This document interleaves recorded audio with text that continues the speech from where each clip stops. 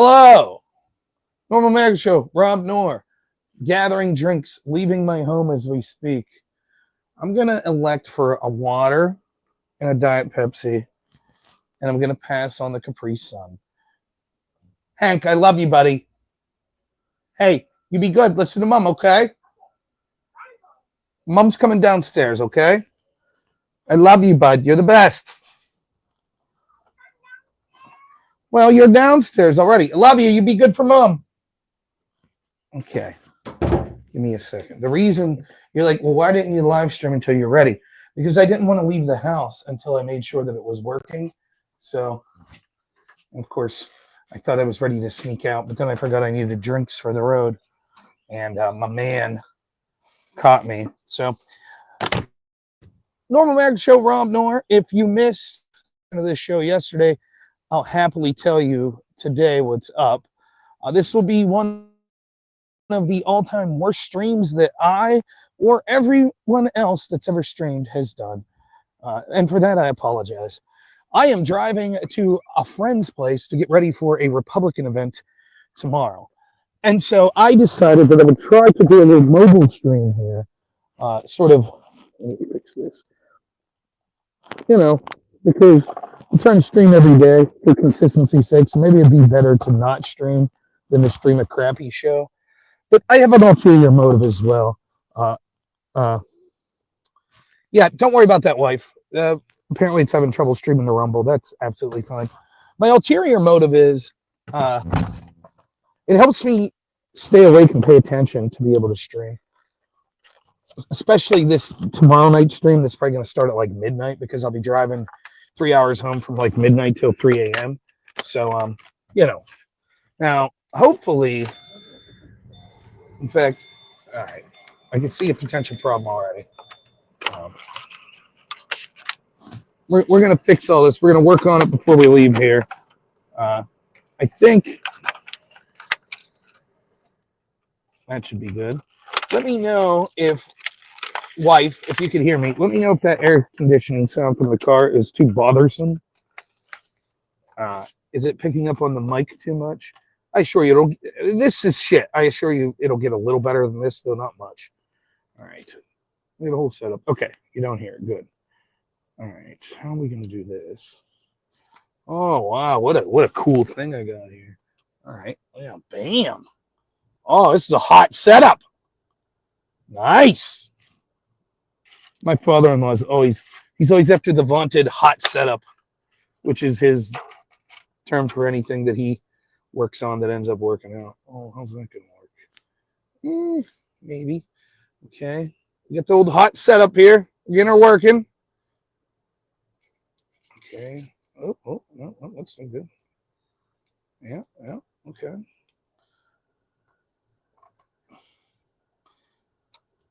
Okay. I'm currently just tightening up my new adjustment to put this. Has to be the all-time worst stream. Again, apologies. All right. Getting everything set here. All right. Almost ready. Almost ready to start and then go get gas. So, anyways, if you're bored of this already, I do assure you it's going to get marginally better. But Andrew Wilson is streaming over on his channel and Sarah Tomato's channel. He's got like a whole round of all-day debates going on. I was privy to what those debates would be. Oh, yeah, unlike you folks. That's right. I was privy to that. How about that? Oh, shit. How's this going to work? Didn't think this through. Well, shit.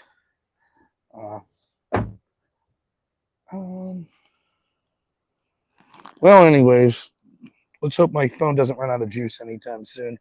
May have to switch from the lapel mic later so that I could charge my phone. Oh, well, necessary evil. All right, I got all my accoutrements. Almost ready. We're getting there. Oh, I got to put my GPS on. So, okay. I've not left yet, wife, who is asking me if I've left yet. The answer is no, I've not left yet. Do I want this? Yeah, that's how I want Almost ready. We're getting there. How the hell does this work? Okay. Almost ready. Come on.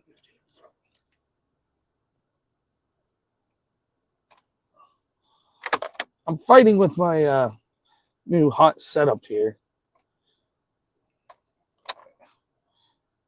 It's not going as well as I'd hoped. Okay. All right. Now, my wife wants to know what happens when I lose service. We shall see. Wife, I can see your text. Let me know if this sounds all right. We're good to go. We're ready to move. Also, let me know if it shows that anyone is actually watching. If not, that's okay. I'll talk to myself the whole time. Moving. We're doing it. All right. Sounds all right. I got my GPS set up. Trying to be safe. I got 30 people watching. What the hell is wrong with you people? All right. Thanks so much. So, one little test here, because I do live in sort of the rural America here, you know, where all the cool people live. One downside, we have everything going for us. Got life in the form of kind of laid back, but we don't have that Wi-Fi. So yeah, we sometimes we lose reception. So we're gonna see what happens when I lose reception here. We don't know. We've never tested this setup. The way it's working is my computer is streaming through StreamYards, and then I've set up a second StreamYard account, which I'm calling in from my phone app. You may hear the GPS from time to time. Ignore that. Don't find where I'm at or anything like that. We're still trying to raise $357 on this stream and the next. My prediction is that will be nigh impossible to do. That's okay. If we don't raise it, that's okay. That's my failure, not yours. You all get a reprieve. But any of my regulars or mods that are in the chat, if you could kindly nudge people once in a while to donate money, that'd be super great. Now, I'm coming up to this. I've told people this before. Where I'm driving right now, the nearest store to me, believe it or not, is a sewing repair shop, and it doubles as a shoe repair shop. So I'll be coming to the light where that store is. But then I'll take a gentle left, head to the gas station to where I'll get some gas. And there's something else. Oh, that I wanted to say. There's a tire shop off to the right here. I used to try to do these mobile car streams when no one ever watched me. And I never watched my own streams, right? So someone eventually told me, like, hey, man, you know when you do those car streams that, like, your service dips out, like, half the time? And I was like, oh, shit. So, you know, I might lose you here. I don't know. I've never tried this StreamYard through StreamYard setup here, so I can't really tell what's going to happen. But hopefully it works out. Turn right onto Pennsylvania 66. Oh, thank you, GPS. My son calls the GPS sat nav because of the show Bluey, and that's what they called it on there. So if I can't go the entire it's supposed to be 2.5 hours, but I'll be stopping to get gas, so it could be a little longer than that. If I can't go the entire 2.5 hours because my phone dies, for that I apologize, but I'm at 89% right now, so I anticipate that I'll be able to get at least most of the way there. And if we start to get really low on battery, I think that I would be capable of charging the phone with the wire from the car, and I would have to take the lapel mic off, though, so we'll see how that goes. Anyways, this is the dip where I might lose you. We'll see. I promise.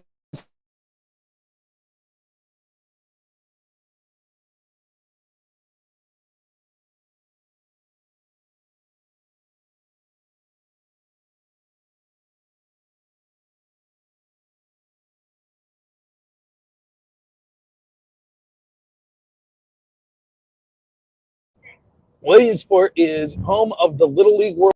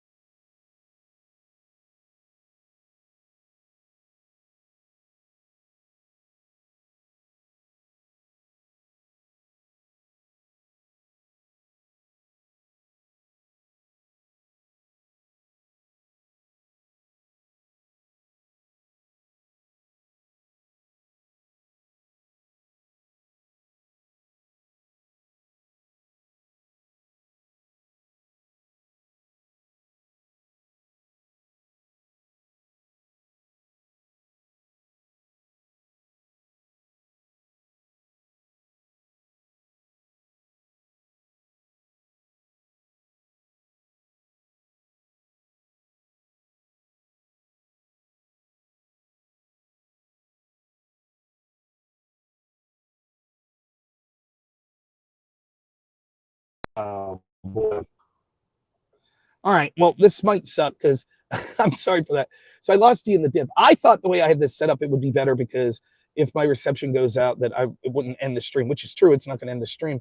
But the problem's going to be that when it kicks me out of the studio, my wife has to be there to add me to the studio. And I don't know if you guys have ever been like a mom, but as a mom, she's probably not going to be afforded the luxury to just sit in my studio all day and make sure that I don't drop.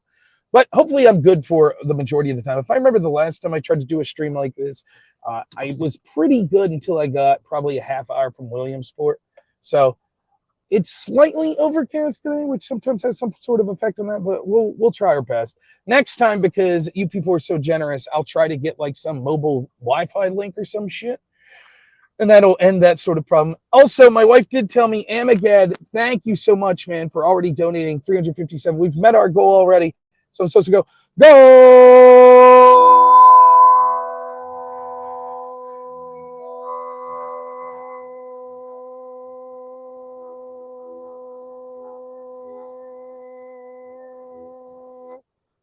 Something like that. Thank you so much. I'm currently waiting in line to get gas.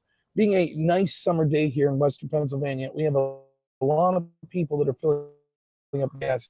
In fact, the dude next to me is filling up his zero-turn mower. Now, unlike me, he doesn't have a bad boy Magnum 48-inch. That's what I'm rocking. This guy's got a Husqvarna, though, but it is a zero-turn, so we'll give him that. Also, I happen to pull behind a lady who looks like she's going to be taking her time, so that's all right. I'll spend my time with you guys. So a lot to talk about sort of on this stream. We'll talk about sort of what's going on, the event that I'm going to, like what it represents to me. I talked a little about this last night, but we'll get to that. Also, I'm going to sound like a maniac. I'll probably get a little quiet once I get out of the car to actually pump gas because I'll look like a maniac, like I'm just talking to myself. Or one of those selfish people that are just constantly on the phone as things are going on. So we're trying. Oh, wow, I actually get the comments. I could see somewhat. We'll try to let me check something real quick. Which way am I going? 66. Yes, we on 66. And then where do we go? Boop, boop. Come on, give me the. You're taking 80. Is that what we're taking? Oh, yeah. 80 east. Got it. Okay, we're good. All right. We're waiting for the guy there. So, Joe Infamous Luigi Greenlord, Amagad, thank you guys so much. I see you all there. Really appreciate you all for being here, and everyone else. I can only see the people that are commenting, and obviously I won't be able to read your chats once we get going here. We'll have the GPS on, but wow, I've been waiting here forever, and the guy is now just getting to pump this. Looks like what is going on? Oh no. Oh, you know what it is? I know what's going on. They went in because you get like 1 cent off per gallon if you get the Citgo card or whatever. So they went in and then bought the card and then came out and now they're paying with the card. I can't blame them. After Biden's economy, you got to save pennies anywhere you can get. With the luxury of being like me and being able to go into the Dollar Tree and just buy like 15, 20 toys. Due to people's generous donations last night, we did take Hank out, not to the treasure store. He wanted to go to Walmart today, and he bought toys, 3 dragons from How to Train Your Dragon. So he got Toothless. I forget the other 2's names, but one was a 2-headed dragon, and then one looked like maybe a bad dragon, a big kind of chubby one with horns and teeth. So he's very pleased with his catch there. He was trying to buy this big from the new Jurassic Park movie, but it's like, I don't know. I was like, you really want that? And we talked him out of that, so we went with the dragons. I thought it was better. My wife's typing as me saying she's going back to the land of the living. We have so many ankylosauruses and other dinosaurs, it's absolutely insane. So wanted to get something different. He's never watched that How to Train Your Dragon movie. I know there's like a live action one now, which I heard is actually okay, but I don't think he's ever watched the animated one. In fact, neither have I. But it's right up his alley. He likes dragons and stuff, so maybe we'll get him to watch that. But he was kind of a stinker today at Walmart. But man, he's such a cool kid. Like, we're like, hey, let's go to lunch. There's this really cool pizza place that he likes that's around here. and he likes Chinese food. I don't know why he has been on this super McDonald's kick. He wants a Happy Meal, so because he gets the toy. So he likes a hamburger with just pickles, apple slices, French fries, and apple juice. That's his Happy Meal that he wants. He's all excited about the toy, and the toys they have now are the dumbest thing. It's miniature McDonald's things. So he ended up getting a Happy Meal, and the toy was a miniature Happy Meal that you open it up and there's stickers in. And I kind of felt bad because I'm like, oh man, that's really stupid. This guy couldn't be happier. He's just like, the Happy Meal worked. I'm happy. I was like, all righty, we'll take it. So he had a good day. And then he was hamming it up in at Walmart. So, man, he absolutely, it's amazing. Because to me, like, I don't know. McDonald's sort of sucks. And I'm not even saying this is a food snob. Just as far as fast food places goes, there's nothing at McDonald's that I'm like, oh yeah, that's good. Like their burgers are okay, I guess, and I guess their French fries are better than, like, I don't know, maybe they're better than Burger King's, but I don't know. I'm just not impressed with anything there. I need to find my wall. All right. It's my opportunity. I don't even know if you'll be able to hear me, but I'm going to get a little quiet here as I'm pumping gas so I don't look like too much of a maniac.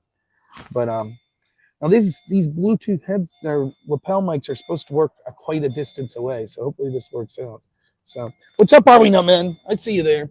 So, all right, here we go. I don't know if you guys can still hear me or not, but we're pumping gas. Oh my gosh, they're out of mid-grade. Ridiculous. No, not gonna work. There we go. All right. And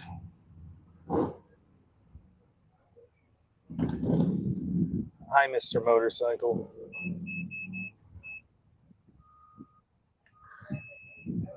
Remove card. Happily. LID.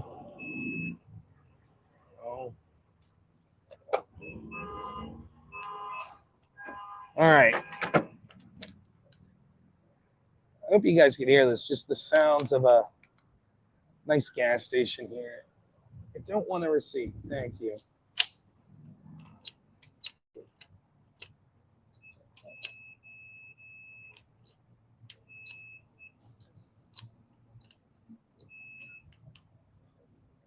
All right. This has to be the worst stream of all time. Like, undoubtedly. Let's see. Gas price $3.35 right now. They always get you with that 9/10 though, right? Like, well, they just round it up the 10th, you know?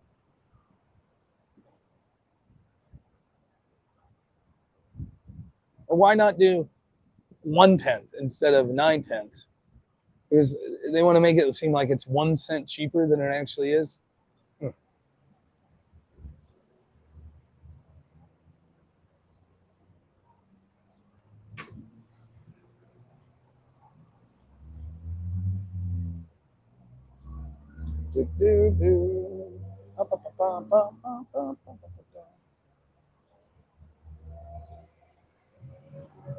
No one looks pleased to be waiting. I'll tell you that.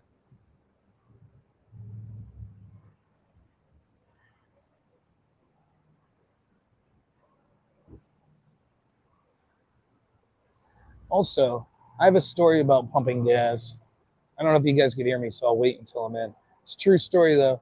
I have this knack for putting my foot in my mouth, like saying the most inconvenient thing at the most inconvenient time.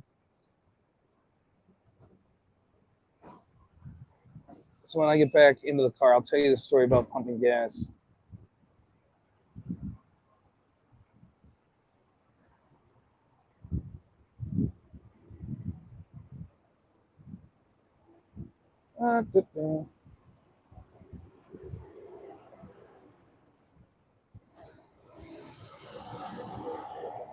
Hey, what's up? Not much. And Williamsport. Yeah. Take it easy, man.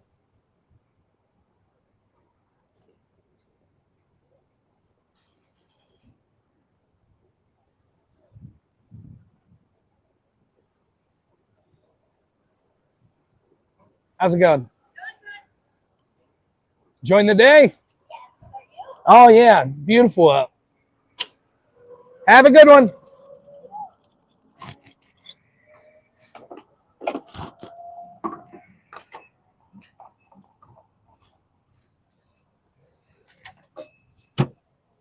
All right. We're on the move. Back in the car. Seatbelt on. Fired up. I don't know. Could you guys hear me while I was out there? I don't know.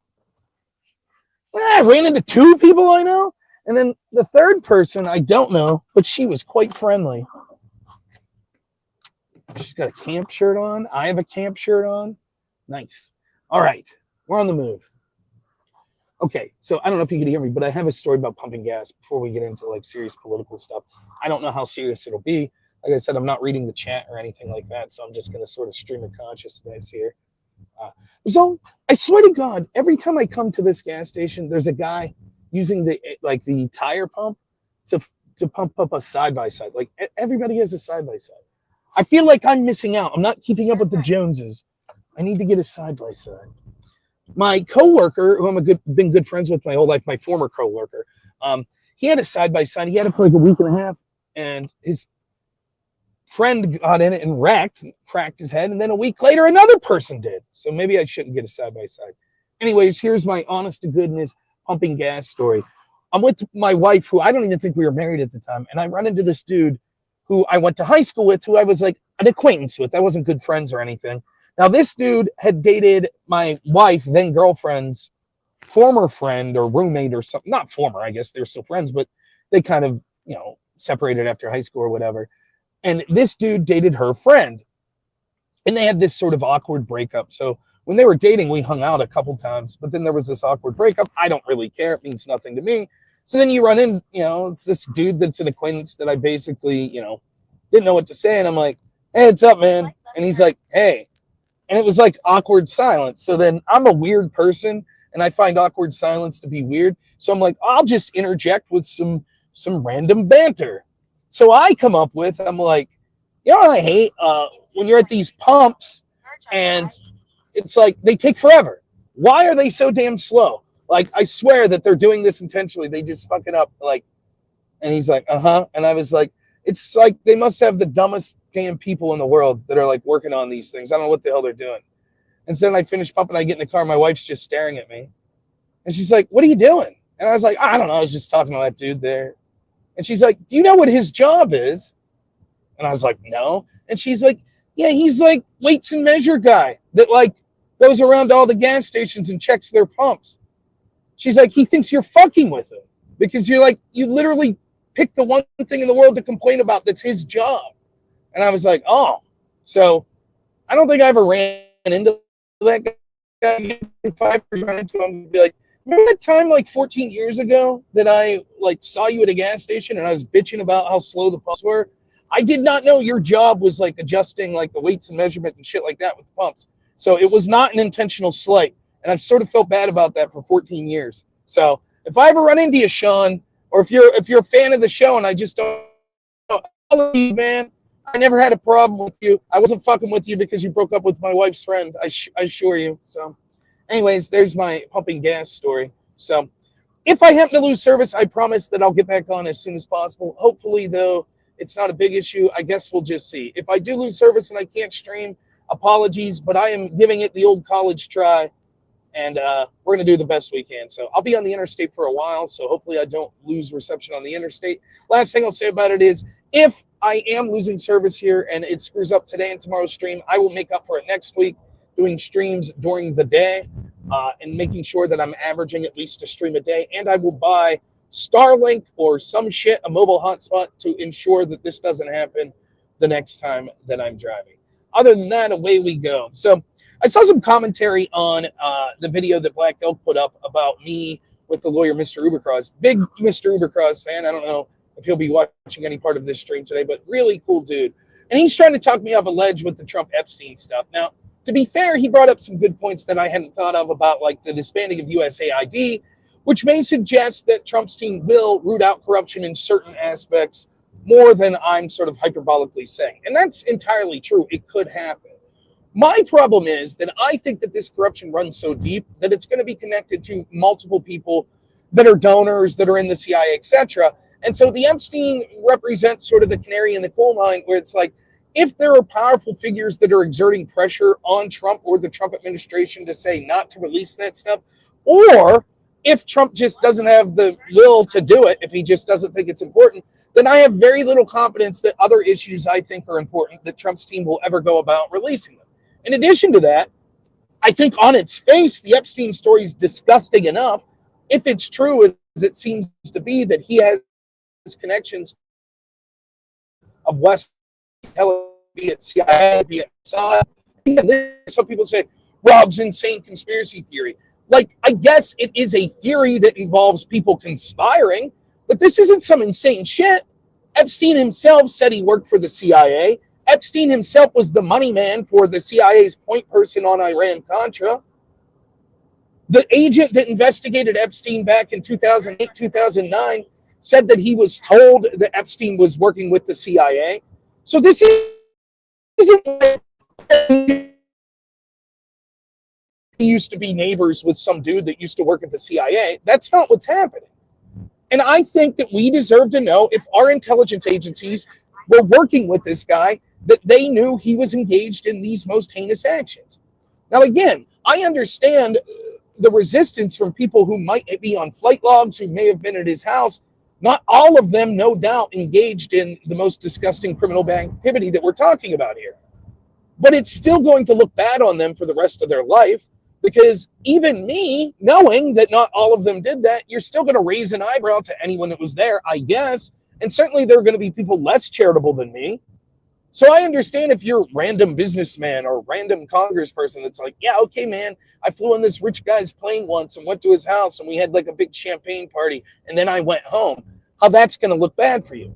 But I think, given the ramifications of what we're talking about here, of possibly our intel agencies knowingly being involved with a guy who's involved in the most heinous crimes imaginable to man, I think that it warrants something happening.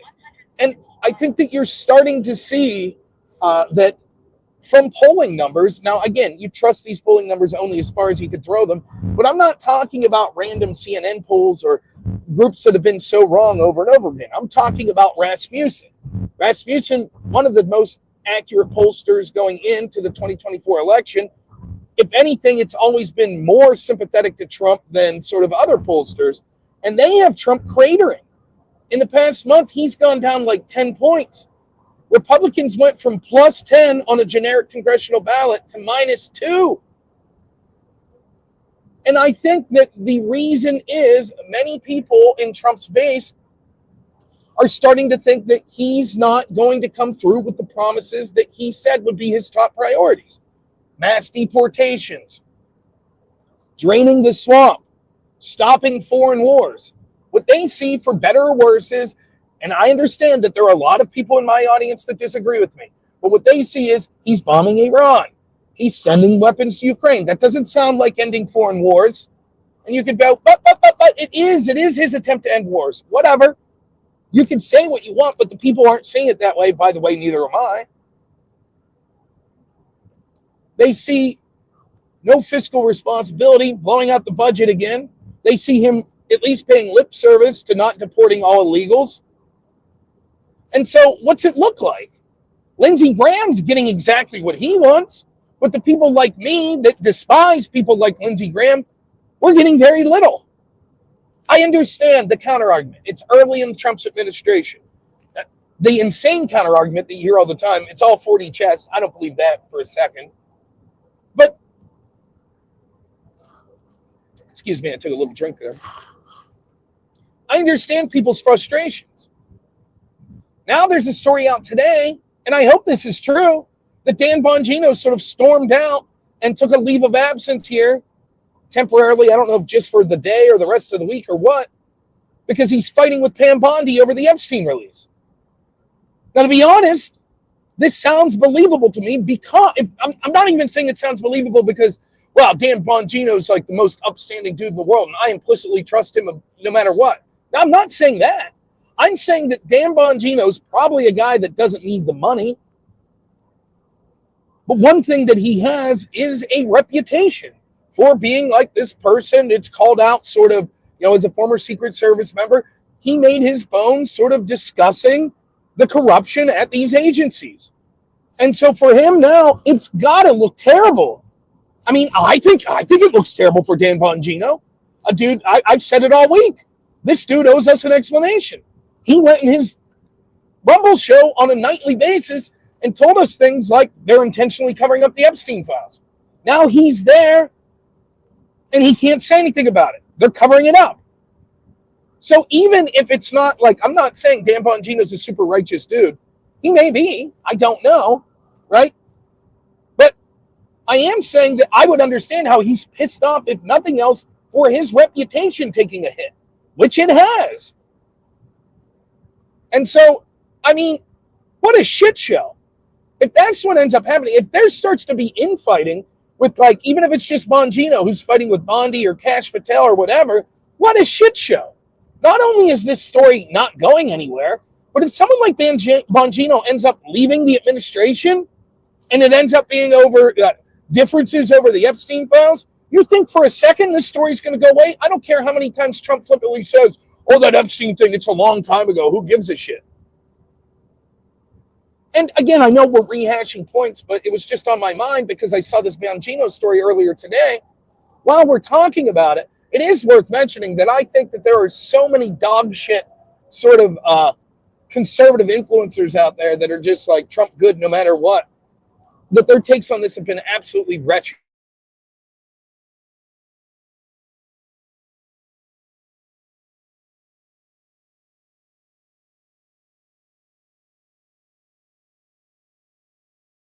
Am I getting tariffed by Trump? Is that what's happening?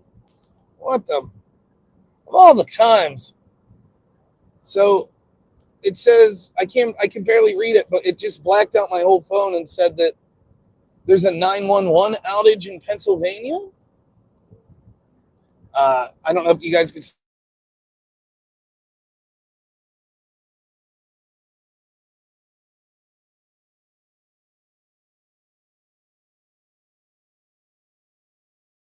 A 911 outage? Yeah.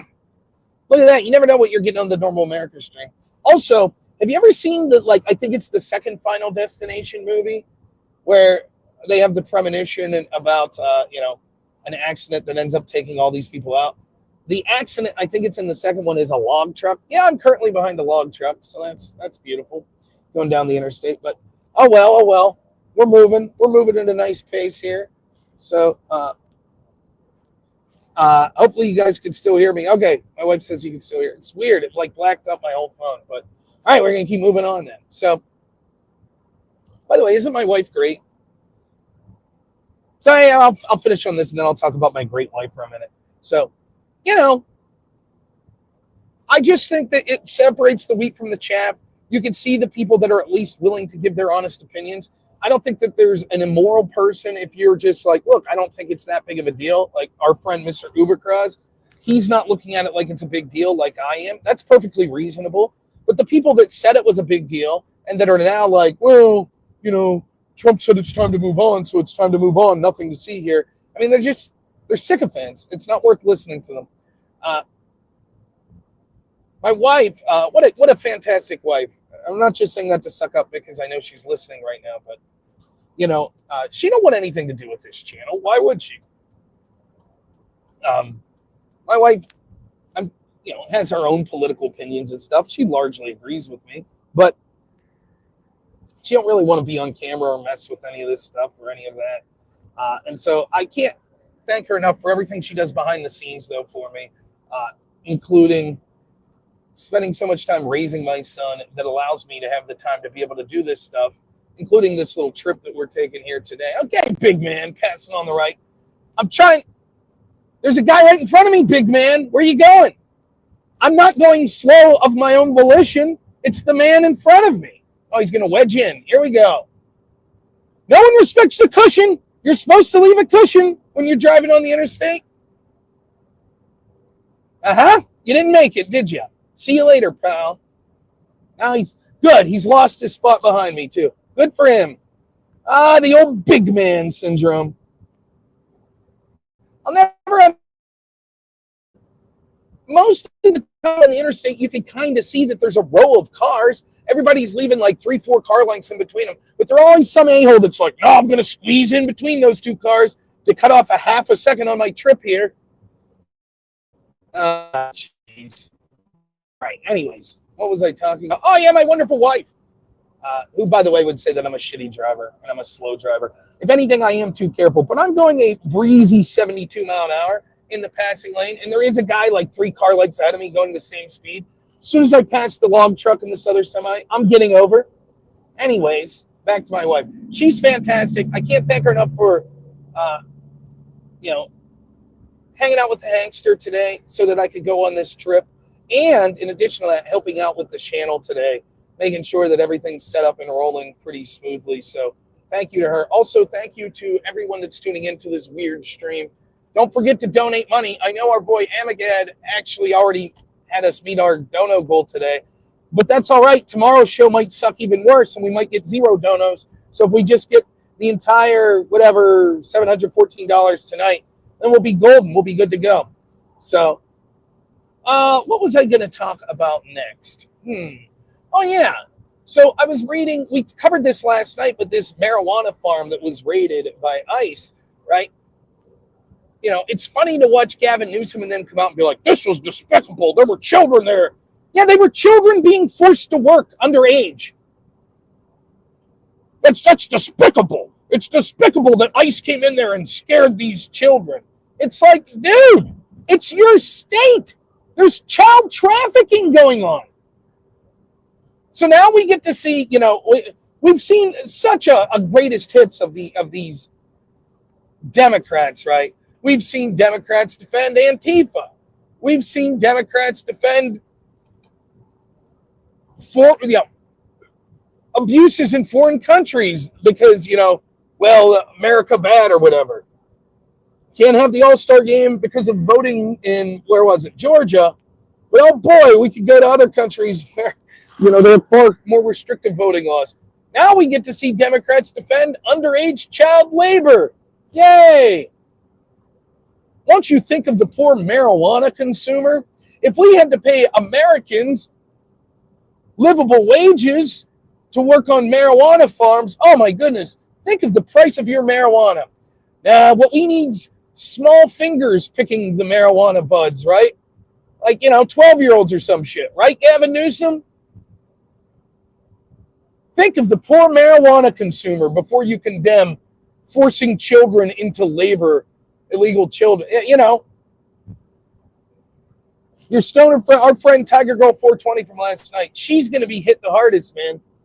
She may have to pay an extra, $5 a bag for her mids. That would be terrible. For hanging around with stoners so much in college, I couldn't tell you word one about anything weed related. I couldn't even, someone could sell me a bag of leaves and I'd be like, oh, okay. But I do know the word mids. I think I know what that means. So there. Did I sound like an avid marijuana consumer there when I said mids? I like to think, Here's something I was thinking of today. This is depressing, so apologize for this. I was sitting at McDonald's having a good time with my wife and son, and I started to think of this guy I know recently that passed away. And I went and visited him in sort of the hospice care, and he looked sick, but he didn't look like he was a week away from dying. But he was a week away from dying. He died about a week later. It was weird. He was having this conversation about, he had this old car and he was like, yeah, I'm looking for someone to buy it. I don't know if I'll be able to drive. And then he was like, whatever, limited television shows they had for him or networks. He was watching I don't know if it was Game Show Network or something, but it was Match Game and then 1980s Price is Right's episode or some shit like that. So we're just, it's weird, that you're dying. Well, I don't know that he knew he was dying. I think that he was out of it a little enough that he didn't fully understand, but I knew that he was dying. And it's weird the things you end up talking about, By the way, gas at this exit's 309. Didn't I just say it was 325 where I got it? The hell's up with that? Anyways, I was thinking about it, and I was like, You know what? I don't know why this crossed my mind, but I was like, do you ever think back of it? I have these weird memories, right? Where like I'll be like 11 years old and I'm out playing in the yard by myself, and I look up and I see birds flying, and it just like awestrucks me. It's like, wow, it's amazing. Or you're looking at the sky at night and you're just feeling about how small you are, and you're like, wow, like everybody that dies has probably thought of stuff like that, right? Like everybody that dies was that 11-year-old kid that's like, like look how big everything is. I don't know. It's sort of depressing. I was thinking about that today. But like, man, my poor friend that passed away there. What a bummer. To the end, there's life for you till the end. Like, what am I going to do with this damn car? I got to get fixed, That's why, I do tell my wife, I always joke with her. I'm like, all I want in life when I get old is to be a burden upon you. That's what I really want in life. I just want to be a burden and hang around way too long and have my wife have to deal with me as she like rolls her eyes and it's like, and like she'll still be like healthy and vibrant, and her 70-year-old friends will be like, come on, we're going to the casino. And she'll be like, I can't. I have to take care of Rob tonight. I have to feed him soup. He can't lift his arms. And I'll just grumble like, put River Monsters back on. Why don't they make shows like Forged in Fire anymore? And grumble and shit like that. I think it'll be worth it. Find yourself a good wife that you could be a burden upon. There's a life goal. I'm doing a great job. I'm getting a great start. She's up there messing with my channel right now. I'm already being a burden. At the young age of 41. Road work ahead, changing traffic patterns. Be alert. Will do sign.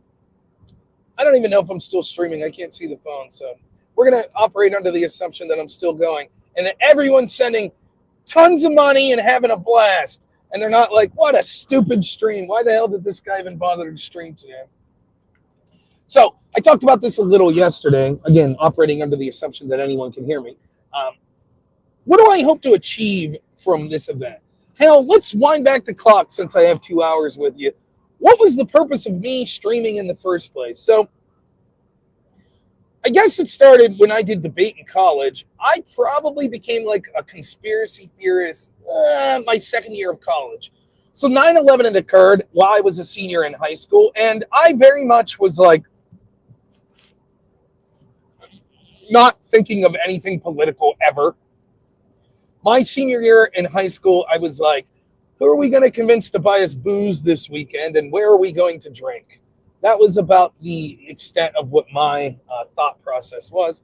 Hey, I was doing other stuff as well. I'm sort of overplaying how bad I was. I wasn't super bad, but anyways, that was akin to what my thought process was. I wasn't really thinking about like culture or economics or any of that shit. I guess I was probably thinking like, what am I going to do with my life? And I just was going to college because that's what everyone said you were supposed to do. So I went to college without a plan, but I wasn't really thinking of politics. And 9/11 happens, and I'm like anyone else. I was pissed, and you're like, yeah, someone ought to get their ass handed to them, and but I didn't ask many questions. And then I don't know what it was. Like my first year in college, it wasn't even necessarily the people I was hanging out with. I just started to read stuff. I got into Alex Jones a little, and next thing you know, I'm like, was 9/11 an inside job? I didn't start with that, right? I started with, why are there no serious changes? Like, why has no one been fired? Why is there no accountability? Because to me, the first question I had was, listen, man, like if a bunch of people in caves with box cutters almost got to the Pentagon, almost got to the White House, like what would we do if we had a serious opponent like China or the Soviets back in the Cold War? Like, because I was born in '84, so I never lived through like Cold War hysteria necessarily, but my parents did. You always, in my generation, you always heard people saying like, the older generation, like we used to have like bomb drills that you had to hide under the desk, like the alarm would go off and everybody had to hide under the desk, and it's like, oh wow, we had fire drills and maybe a tornado drill here and there, but we never had shit like that. It's crazy. So then you can't help but think, like for me, I'm like, well shit, what, heaven forbid the Soviets would have attacked like through the air in the 80s, Because if dudes living in caves with box cutters almost made their way to the Pentagon, like I think we're in a lot of trouble. So what's up, man? Like what are we doing to fix this? This seems like a huge error. What's happening? And people were like, shut your mouth, you anti-American scum. What the hell's your problem? How dare you? Now shut up and eat your freedom fries. And I remember like back then being like, wait, what? I don't even think this is an unreasonable position. I'm not, that was before I ever heard people saying that the towers were holograms and that crazy bullshit or anything like that. But that got me down a path of like, well, okay, maybe there's something here, and it's not always the case, but that has influenced me a lot because oftentimes I read in, I think most of the time correctly, but you might say incorrectly sometimes. I read into the reaction to something, So with the pandemic, it's like, oh, I have questions about these lockdowns. I have questions about the way this is. Shut the fuck up. What do you want, grandma to die? And it's like, well, no, I don't want grandma to die. But I don't see how that's relevant to these questions that we have. Shut up. And then you're like, oh, yeah, this is all bullshit. That's what's going on. Not that the virus wasn't real or anything, but it's all bullshit. You're just fucking, it's not for health, the reason you're doing this shit. You're doing it because you want to control people. That's what's going on. And so you're trying to, shame any dissent. You see this shit all the time, So it doesn't mean that it's always a lie, but it always raises red flags for me. So anyways, I started to get into that. And then I became, I was in the debate community after my first year in college. And I got some friends in there that were all virulent lefties, some of them socialist and commies and, blah, blah, blah. But I was very much against the Iraq war, very much. And so then the real black pill moment for me, or I guess maybe you'd say red pill, waking me up was Waco. Like when I started to look into Waco, and it just blew my mind how disgusting that was. I'll never forget. I know Surian Bot put the clip up on X, but it's one of the hardest, like, there are certain things that are admitted publicly that I don't know how it doesn't lead to like everyone in the country just grabbing pitchforks. Like it's that bad. There was a lot of that shit during the pandemic, but like this shit with Waco, like if you start to understand the story, right? And I'm sure that my reception is going to cut out here now talking about conspiracy theories and Waco and shit. But if you understand the story, like, screw David Koresh, screw the adults that were there. I'm not saying they deserved it. I don't know. I'm not weighing in on that. What I do know is that it's indisputable that these children were innocent. That's indisputable. So I'm not, I talk about this a lot, like arguments I have or beliefs I have through the past. I don't need to sit here and tell you, actually, David Koresh, bad man. Actually, his followers were good people. That may or may be true. It's irrelevant. I can concede they were all shitheads. Okay. Doesn't mean they deserve to die in the way they did. But even if I can't convince you of that, the children were certainly innocent. So when you hear that what they did was when the raid started, the final push by the FBI, they put all the kids in a pantry. And the nature of the pantry would be there wasn't a lot of ventilation. And there was like only one entrance. And the amount of tear gas that the FBI shot inside the building was alone what killed the children. Because, yes, the fire would have killed them if they didn't escape, particularly smoke inhalation. And that's how many of the adults died. Incidentally, credible evidence that there was live munitions that were being deployed by the FBI, which may have sparked and set off the flammable tear gas. But, again, I can't prove that, so forget about it for now.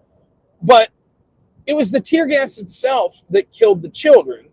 And when they found their burned corpses, the reason that the coroners were able to determine easily that it was the tear gas was the poor kids were contorted in ways that the human body can't contort. Because what happened was when you have that much tear gas, it acts like strychnine or arsenic or something like this. And it contracts your muscles to the point where it would have snapped the kid's bones. And my reading of it is quite literally one of the most painful ways that you could die. And to imagine the horror of those children and what they went through, I just remember, like, for a night of my life, for like 6 hours, just like staring at a wall, like, how the fuck could that be? How can that be? Like, that's impossible. It's impossible that, like, our government did this. But then, you rationalize it because you're like, well, maybe it was an accident, okay. But then, this is it. This is what the red pill moment for me was. When they do the interview from the person that's like, I don't know what they are, spokesman for the FBI or some shit or something like that. And they're responding to this and they're like, why did you do this? 1 second.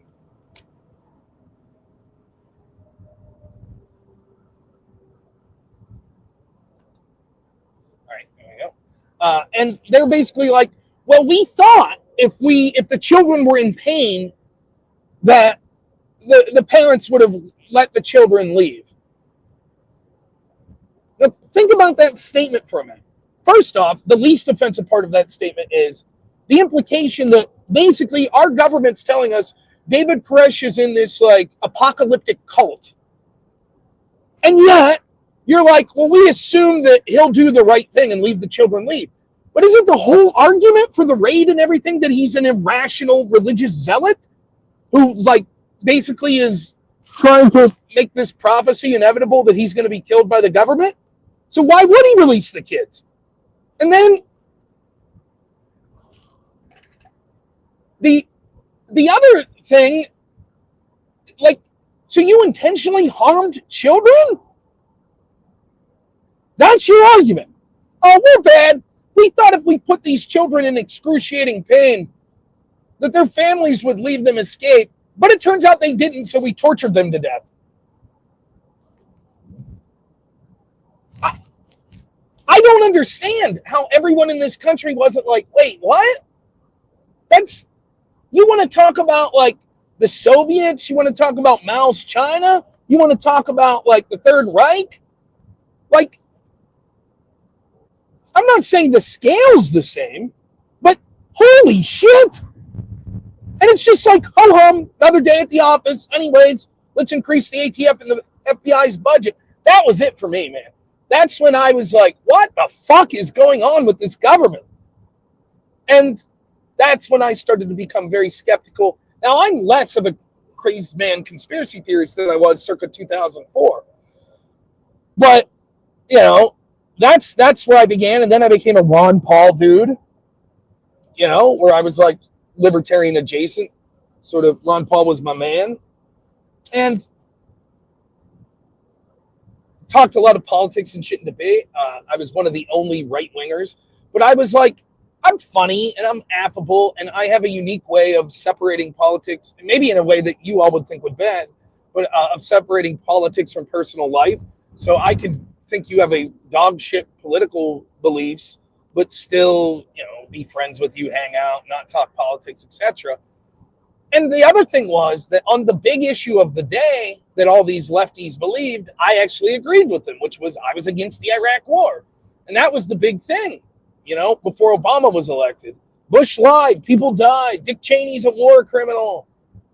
Cindy Sheehan, I don't know if people remember her. Her son died over in the war. And she camped outside of Camp David or whatever with Bush and Michael Moore and, all these people about how horrible Bush was. And he lied us into this war.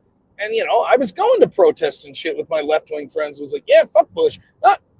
We both, I now know it wasn't that they were morally against war. It's that they were against a Republican doing the war. Because when Obama comes in and basically continues Bush's foreign policy, all of a sudden all my left-wing friends that were like distrusting of the CIA and distrusting of foreign wars, now they're like, boy, you've changed, Rob. What are you talking about? How have I changed? I was against the wars when Bush did them. I'm against the shit when Obama's doing it. Oh, you've changed, Rob. No, I didn't change. You did. And in fact, that's wrong too. You never changed. You just used disliking the Iraq war as an excuse to dislike George W. Bush. But as soon as it's a cool, hip black guy that does it, first black president, oh, then it must be a cool war. Must be cool drone strikes, right? So then, I was on this website, Above Top Secret. It was sort of like a conspiracy theory website, but it ended up being like a lot of political discussion. And so I used to Used to chat a lot up on there. And once I was out of the debate, because I still felt like I needed an itch when I left the debate community to argue with people. So that was as good of a place as any. Now shut down, now defunct. A bummer. It was a fun website. Anyways, and then probably around 2018, I'm guessing, I would like be sitting at home with my wife and be like, blah, blah, blah, blah, ranting about some political thing. And she'd be like, hey man, like, why don't you just like make YouTube videos or some shit and leave me alone? And I was like, oh, okay. And so my idea with creating a YouTube channel, which is how it started first, I'd never even heard of Twitch, like in 2018 or whenever I started 2019. I had no intention to do live streams. You go back and you watch the first videos I did on YouTube, like you can tell I'm like, it's not nervous, but my voice isn't my voice. I'm talking like I would, like if I was. Oh, yay. Hey, car wreck ahead. Nice. But I was very much like, hi, everyone. Thanks so much for being here. So I wanted to talk today about this story that blah, blah, blah. It's like, yeah, fuck all that. It took me a while to find my voice. But, you know, it was still me, just sounding like you would if you're presenting a speech or some shit, which is different. But the idea was, the things that I wanted to accomplish was, I wanted to, this is what I claimed, show that we could have civil discussions amongst people that disagreed and explain political stories in a way that average people could understand. And I wanted to talk about things through the perspective of rural Americans, which I felt no one really does in our culture. Not that there aren't small streamers that are doing it, but as far as like, you know, no one in Hollywood gives a shit. We're flyover country. We're shit, you know? And all the people I love most in life are like, yeah, this is a mess. And we're stopped. Yippee. Oh, that truck was beeping at me. I didn't do shit, buddy. I think he's beeping at the car in front of him. We got a warning that there was a wreck ahead, and so now we're completely stopped on the interstate here. But I also think there happens to be road work, so my guess is the vaunted, some big man, you know, was refusing to merge right until the last minute and then probably whacked into someone. We're going to leave this tractor trailer go. Go ahead, bud. If you want over. Oh, maybe not. All right. Well, we gave him an opportunity if he wanted over. He did not. So we move on. Anyways, I'll still keep talking to you. Now we're permanently stumped. I am still streaming. Nice. All right. Great. Good to hear. All right. We're proceeding at a pace of about 3 miles an hour here. So away we go. Anyways, what was I talking about? Oh yeah, like rural Americans and shit. No one cares. In fact, recently I was reading an article that talked about like how there was a concerted effort in like the entertainment industry to get rid of sitcoms that focused on like rural life. I can't remember when it was, but if you think about it, it used to be back in the day, you had all these sitcoms. You know, you had Green Acres and you had the Beverly Hillbillies and you know, Mr. Ed and all these, think of all the shows, you know, Andy Griffith's show and, you know, small town America, rural America, farms, shit like that, you know? And then it's like, when's the last time you saw a show like that? When's the last time? Yeah, okay, you got like Yellowstone and shit now, but that's lib slop that they just chum you in and then shove their liberal message down your throat. When's the last time you remember, like Tim Allen had that show Last Man Standing. It canceled. Roseanne, they kicked her off. But it's like, you know, anyways, that's who I thought like, oh, these are the people that I care about. No one treats them seriously. They just call them flyover country. And, you know, so maybe I could do a show talking from their perspective. And I wanted to bring people on. That's still a goal of mine, which, you know, what are we on? 2018, I think I started. So we're 7 years later and I've failed miserably in that. But it is something I'm working on, believe it or not, where I'm trying to get like truck drivers that I know on and welders that I know on and police officers and bartenders and shit like that. Just regular dudes. Trying to get those sorts of people on. Not even necessarily to talk about politics, but just talk about their life, you know, their perspective on things. What do they think about the country? Thank you, Diet Pepsi, for your small boost of caffeine to get me through this drive. Nonetheless, that was the idea for the show. And then, I don't know, maybe I did like 8 months of videos or some shit before I was still in Above Top Secret. And I was like, hey, I'm going to try live stream. So I announced it on Above Top Secret and I tried to do a live stream. This is before I ever heard of OBS or anything like that. And so I just went straight through like YouTube's little, thing. I didn't even have a camera, I don't think. Maybe I did at that point, but I think I was using like my default mic for the laptop that I had. It was something else. And long story short, this dude, Drone Tech Politics, was my only viewer who happened to have a pretty successful YouTube show. And he talked me through how to use some of the live stream stuff. And that was it. I quickly realized I liked doing the live stream more than the short form videos. And I did them. And I remember one night I was arguing with a dude on Twitter until the wee hours of the morning. This would have probably been 2020 by this point. I could be wrong. And I'd done some panels. So I did some of the panel shows, but I was arguing with this dude. And it was funny. It's funny how these arguments re-creep up. It was very similar to the argument I was having the other day with Radical Coder after our panel, in the after panel, where we were talking about sort of a white supremacist country. And my question is, if this country was built by white people to have institutions that were inherently benefiting white people and corruptly going after other races, why aren't white people on the top? And at this point, what we were specifically talking about was Elizabeth Warren used a graph from something, and it showed like some sort of disparity, like between like average salary of like a white man in his 40s versus a black man in his 40s, something like that. I don't remember the exact. And it showed white men higher than black. But hilariously, if you went to the link, she literally cropped out that also included in that graph were Asian men, which were higher than white men. And she literally cropped it out. And I was like, why would you crop this out? Why wouldn't you include Asians that were included in the study? Oh, because it doesn't conform to your narrative that it's a white supremacist thing. Whites are in the middle. What is it about white people? Again, none of these people could ever answer this. They don't want to talk about culture. They don't want to talk about potential biological differences between race. Okay, fine. Then how do you explain the fact that if we're all equal, the cultures are all basically equal? We got you. If all the cultures are equal and we're all biologically the same, if white people set up a system to cheat, why are they not winning? Why not? What's happening? There's clearly something inferior about white people that they could cheat and they're still not winning. How's that the case? So I was arguing with this dude on Twitter until like 4 a.m. because I'm a lame-o. And he says to me, would you like to call?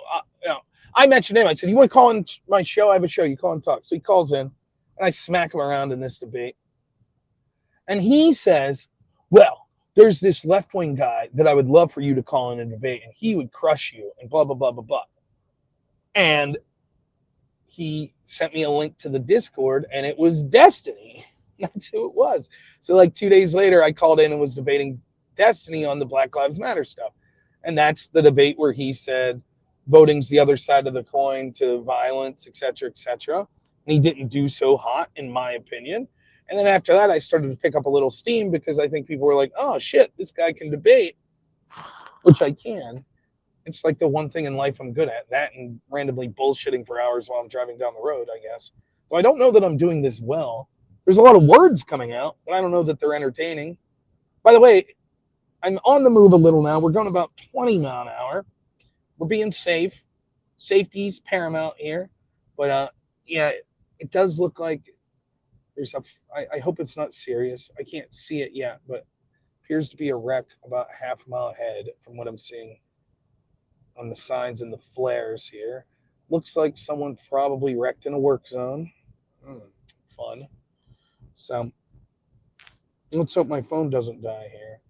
By the way, it appears that I'm 82 miles away from my destination, but it won't all be interstate, so it's going to take me some time.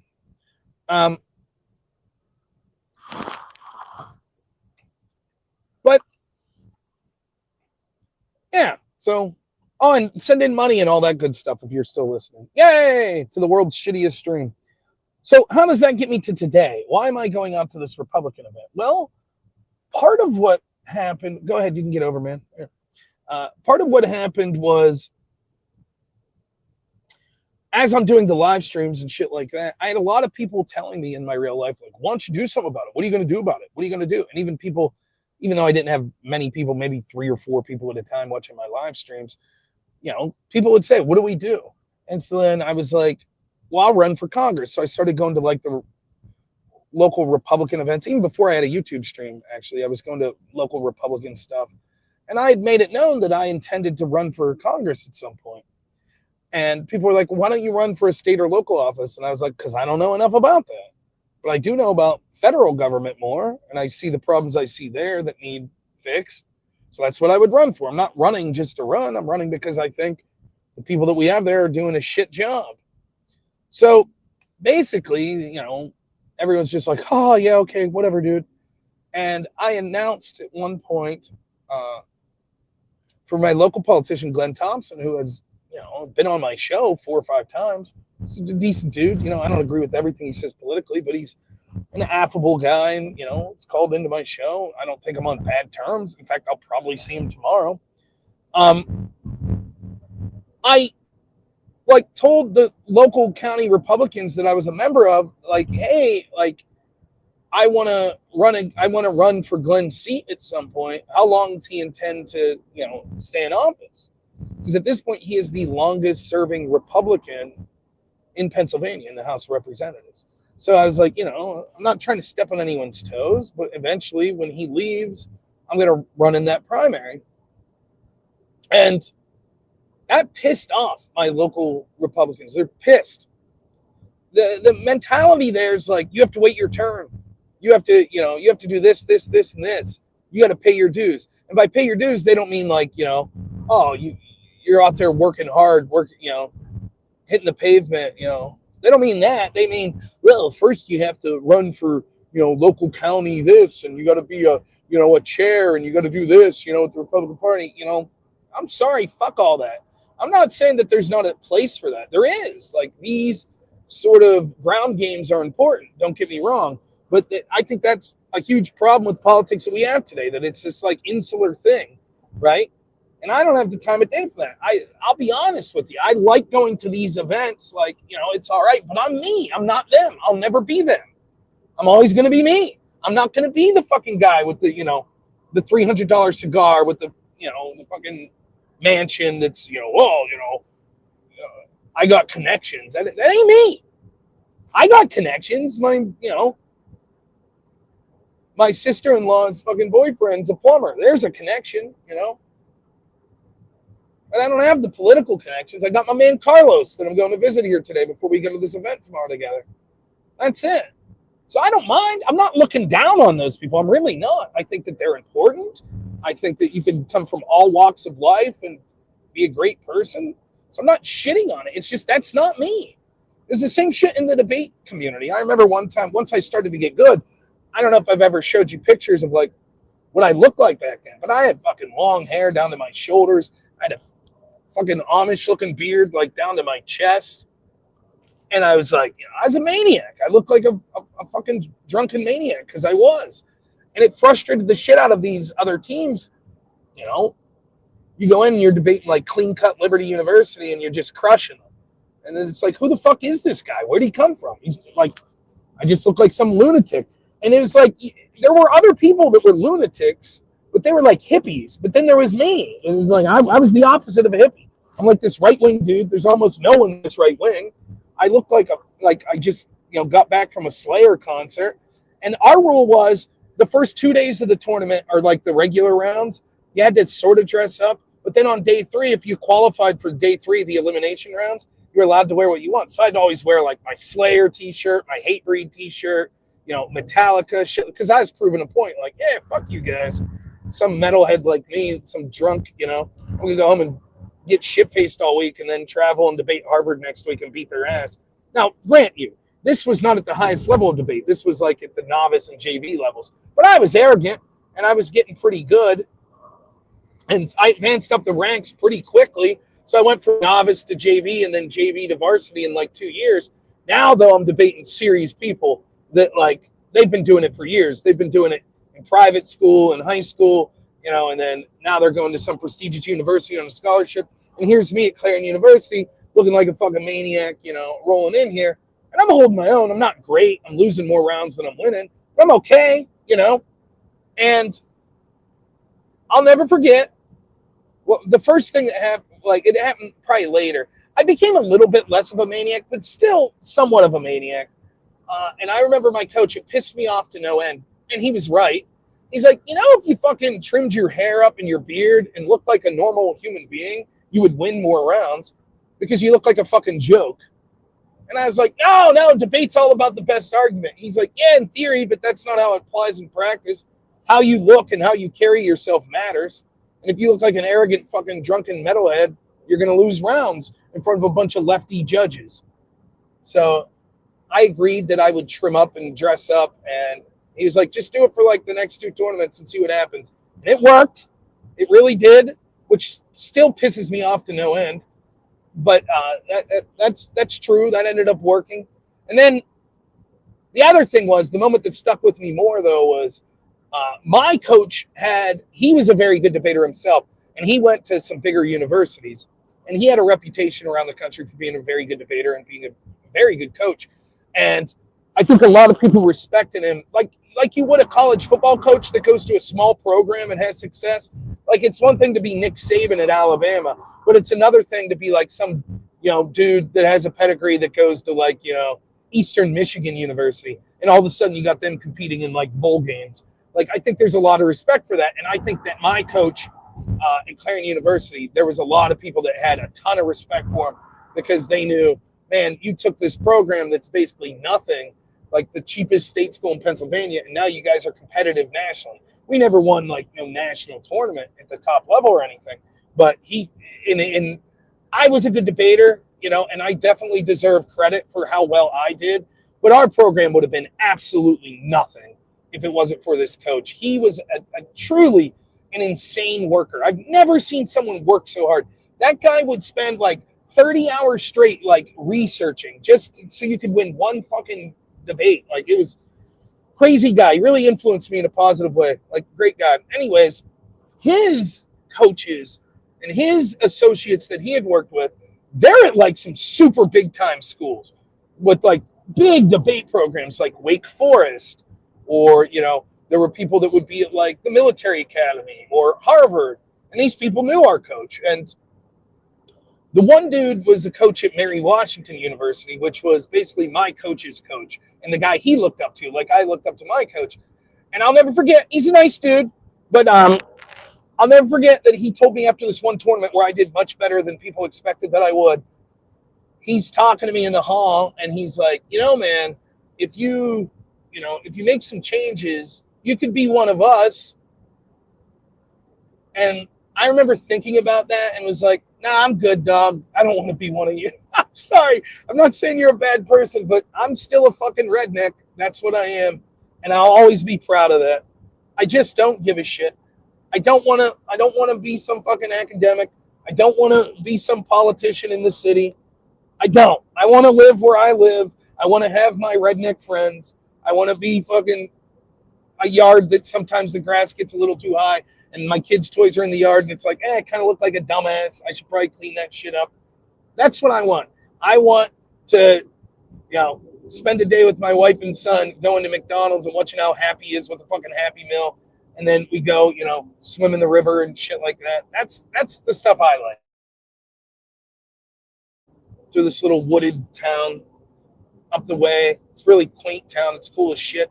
They have a bunch of like tiny house. They've had this before the tiny house craze though. They have these like tiny houses set up, but it's little businesses just for the summer. Like when people camp, so it'll be like a little like souvenir shop, and then there's a little like hot dog ice cream stand, and then the next one's like a little like camping gear store, and they're all in this little like basically one parking lot that you just walk through. It's cool as shit, man. So they got a little ice cream store there we stopped at. But that's it. That's sort of my motivation for why I do this sort of shit. Like, I like going and hobnobbing around with Congress people and shit. But to be honest, I like going and hobnobbing around with my fucking neighbors, that are welders. That's probably what I'd rather do, if I'm completely honest. But I understand the utility as well. So I ran for Congress, and I started to meet people like Carlos, who's become a good friend of mine. Oh my goodness, we're entering the Chesapeake Bay watershed. Amazing. I've spent time in the Chesapeake Bay watershed.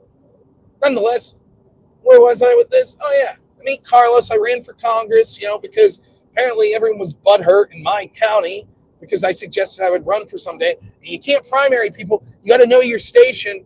You can't, no thanks. Anyways, the district that I used to be in that got redistricted then became District 12, I think. But part of that district was always in the district that I grew up in. They just happened to redistrict in 2016, I think.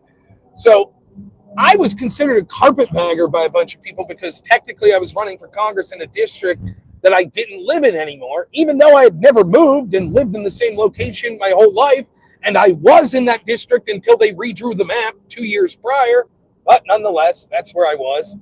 And the reason I decided to run in that district was because basically I was told, you're not allowed to primary people. Okay. So this wasn't a primary. It was a special election because Tom Marino, the guy who won in 2018, I think it was, if I'm remembering my dates right, he ended up getting supposedly a serious illness, and he had to drop out after he won. And so that meant that they had to redo the election. But it wasn't going to be the normal system. It was going to be like, obviously the primaries could be different, etc. They did a conferee process. So I figured, hey, no harm, no foul. I knew I wouldn't win deep down, even though I wanted to, and I approached it like I would win, because what's the sense of doing something if you're not trying? But, deep down, you fucking know I'm not going to beat these career professional politicians. No one ever heard of me, and technically I didn't live in the district. So, but I decided to run, and I went to a bunch of events, and one of the dudes I met there was my friend Carlos, who was a political consultant, and he was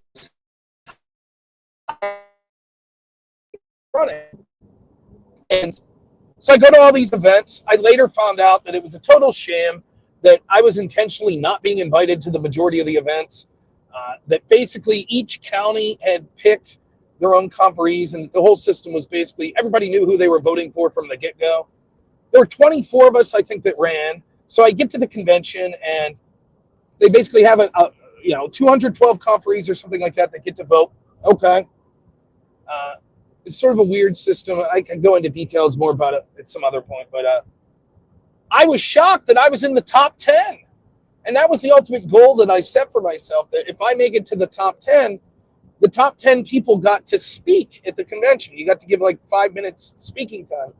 And so I made it. I made it in the top 10, which was shocking. It's incredibly shocking once you realize basically all the conferees were spoken for before you even entered the convention, because if you're from, if you're from Beaver County, then you're picking the candidate that's from Beaver County. And if you're from Potter County, you're picking the candidate that's from Potter County.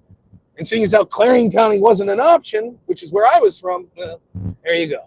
So it was an uphill battle. So I was shocked that I came in the top 10, and I got to give a speech, and everybody just gave like these sort of milquetoast, like, oh, if you elect me, we're going to cut taxes. And, at that point, the big talking point was AOC, because she had just been elected. Radical socialists like AOC will fight them, And that was everyone's speech. And the audience just sat there, and it'd be like slight applause after their speech. And I think I got to speak like fourth or fifth, of these 10 people. And, my speech, again, you only had like 3 minutes or 5 minutes. I can't remember. But my speech was something like this, It was like, I've lived in rural Pennsylvania my whole life, and I'm a proud redneck, but I'm really bad at it. Everything that everyone I know that's cool at being a redneck does, I'm terrible at. Like, first time I ever went hunting, I was 14 years old, and my brother was 12, and we see this deer. My brother was already packed up in the car, and my dad's like, yeah, there's a deer. It's like 60 yards away. And I was so nervous, and I sat there looking at this deer in my scope for so long that my 12-year-old brother, who was 2 years younger than me, had time to get out of the car, get his gun, load the gun, walk about 30 yards to the left of me, pull up his gun and shot and killed the deer. While I sit there fumbling around. That was my 2-year-old younger brother. Like, I'm the absolute worst person. Anytime something breaks down at my house, my wife ends up fixing it, not me. Like, I remember we had to replace the toilet seat. I fought for it for like 3 hours. My wife came and had it done in like 5 minutes. Like, I'm just shit. And everyone's like sort of chuckling. And I was like, I was blessed. I learned that I was a good debater. I learned that I was a good talker. And I have this weird interest in politics. And so even though I suck at all of this stuff, that's the people that I value the most in life. Like the people that barely graduated high school, that everyone calls stupid, but they're the ones you're calling when your car breaks down. They're the ones you're calling when your plumbing needs fixed. Those are the people I respect most in life. And I'm running for this office because I'm here to tell you the people that win don't give a shit about those people anymore. And we're sick and tired of it. And the truth is, you might think that we're expendable. You might think that we're stupid, but we're not.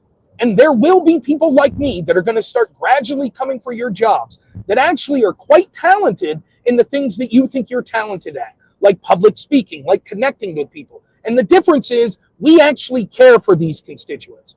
So I know the chances of me winning might not be high, but I'm here to tell you that eventually someone like me is coming to replace all of your jobs if you don't take the concerns of these constituents seriously. And that was it. That was my speech, basically. I got a standing ovation. And the irony is, all of these people that were legitimate politicians that were there were like, that's a great speech. That's amazing. Awesome. And I'm like, yeah, but it's you people that I'm talking about. But that was it. That's where I got my connections to all these people that I'm going to today. Right? So I started to become friends. Carlos came up to me afterwards and introduced himself. And we started hanging out a little. And one of the dudes that I ran against, the guy that I thought was the best other than me, Bradford County Commissioner Doug McClinko, he puts on this event once a year. It's called the Rally on the Rock. It's at his own personal home. And so that's why I go to this, because the people I met there that I think are good people, I think it's worth staying connected to. And there are a lot of legitimate politicians and people that are involved in state level politics and national level politics that'll be here. I still do not know who the special, the guest speaker is this year. But it's usually someone that, you'll see on Fox News or someone that's in like the Trump administration. It's not going to be Trump, but it might be someone that's like works for the Secretary, of Defense or something, like it's in that office or something like that. And ultimately my goal this year and coming, always my goal is to try to persuade these politicians that I'll get to talk to. And I won't say most, many of them know me by name now. Like they know who I am. And for those of you saying, oh, you're full of shit, dude, go back and watch my 24-hour streams. Look at how many Pennsylvania Republican officials came on. Look at how many Congress people came on. Look at how many state reps came on. I probably had 9 or 10 people that were either straight up U.S. federal Congress people in the House of Representatives or that were in the PAGOP or at the state level in Harrisburg. So these people know me, and I am likable even if I criticize them. And so I always want to try to, it's a little different. I'm not going in there like, if Dan Bongino was here, I'm not going to be like, hey, fuckface, what's up with the Epstein files, you piece of shit? Like, I'm not going to say that, but I'm going to be like, hey, man, what's happening?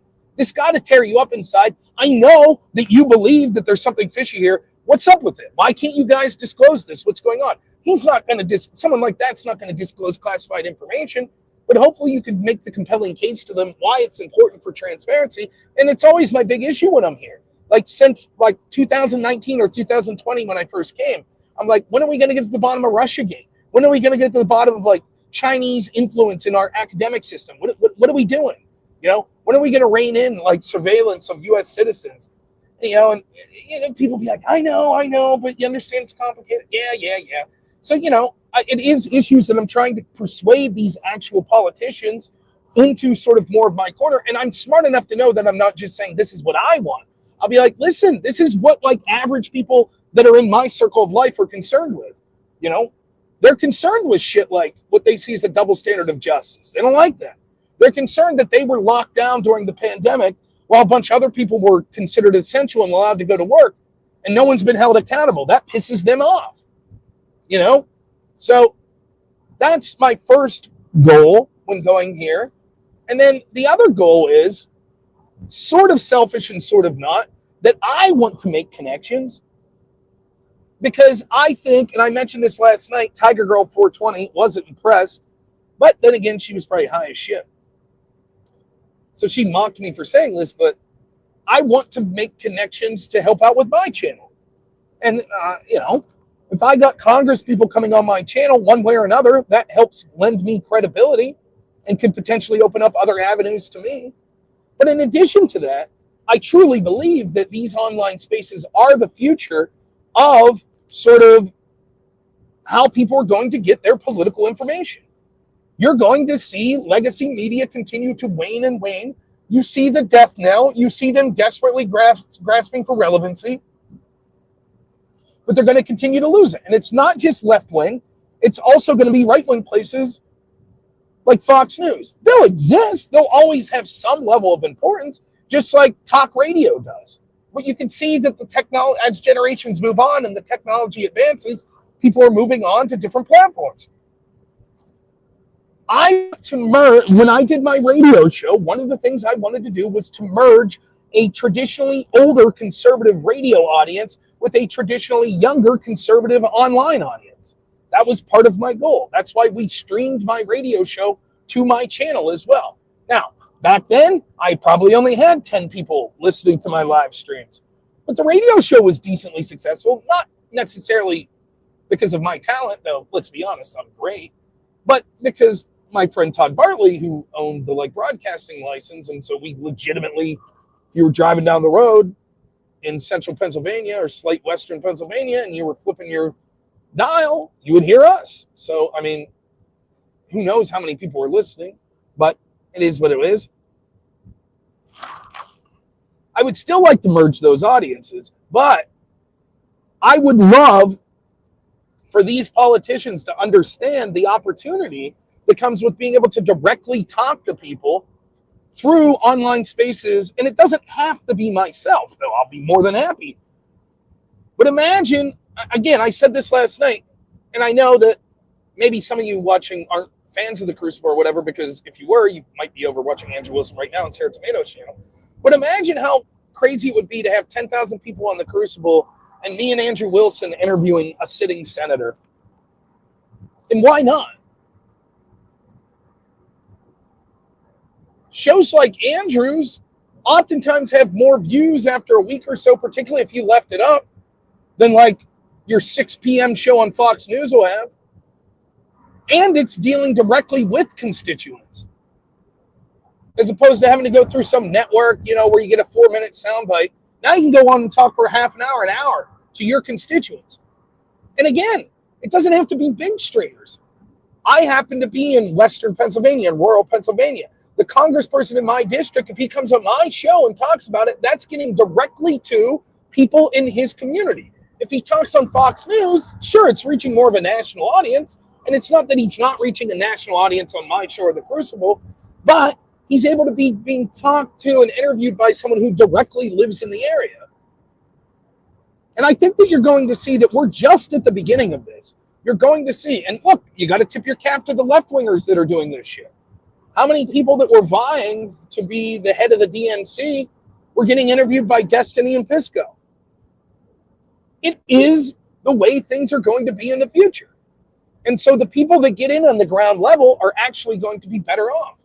And so I'm trying to convince these politicians, you should come on our shows. We're not going to be super pricks. We're not going to be easy. We're not going to roll over. But I'm not going to be there and just yelling and screaming for the sake of it. We'll give people a fair shake. And I think that we've exhibited that in the shows that I've done with congresspeople before. I don't think anyone thought that I was. Now, it's a little different, the pre-election shows, because you're just all in trying to get certain people elected. But when it comes to the politicians that came on primarily at the state level, I've questioned them about things that I thought were problems. I give them a chance to respond. I'm not there to debate them.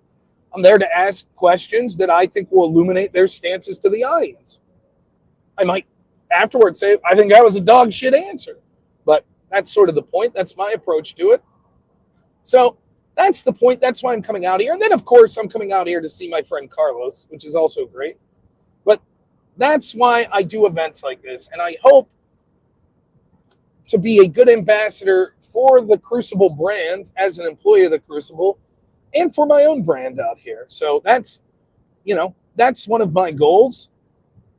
And I think that that's a goal. I've talked to Andrew Wilson for years, even before I worked for the Crucible. And one of the things that we both shared a goal for was we want to dominate these online spaces. We want our top streamers to beat the left's top streamers. We want our streamers that are, middle sized to beat their middle streamers. And we want our streamers that only have a handful of people watching to be far better than the left-wing streamers that only have a handful of. We want to dominate every possible space. My personal goal, as working as a researcher and debate prep and stuff like that for the Crucible, I want to dominate every single debate that I personally involved with or that I'm helping coach or prep for. That's my goal. Just like it was when I was an actual debate coach at university. I don't want to lose. I want to win these spaces every time. But in addition to these online spaces, we want to affect real world change. We want to be doing things in real life. And that means, for better or worse, that you have to be involved with people that are directly doing politics, either because you're doing it or because the people you're talking to are doing it. And so I hope to be an ambassador for the brand out here. And, I will be talking to people like, listen, my friend Andrew Wilson has this network, The Crucible. Like, he routinely has 6,000 to 10,000 people watching, depending on what sort of show he does.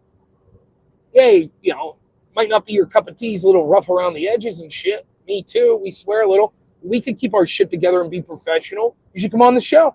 You'd reach a huge portion of people, an audience that you normally might not have access to. And I think that that's the first step.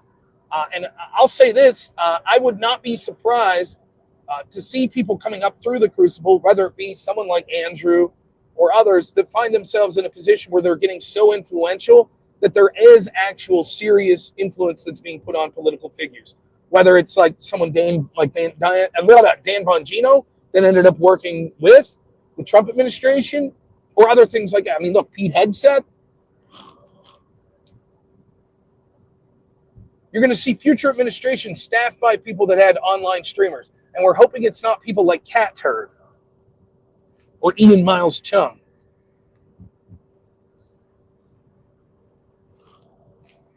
Now, having said all that, now that I've explained at great length why I'm coming out here, I hope I'm still streaming. I do not know. I might be talking to myself. If so, I'll think, man, I talk pretty good to myself. I like what I hear. I know the stream price sucks if the rest of you are still hearing it.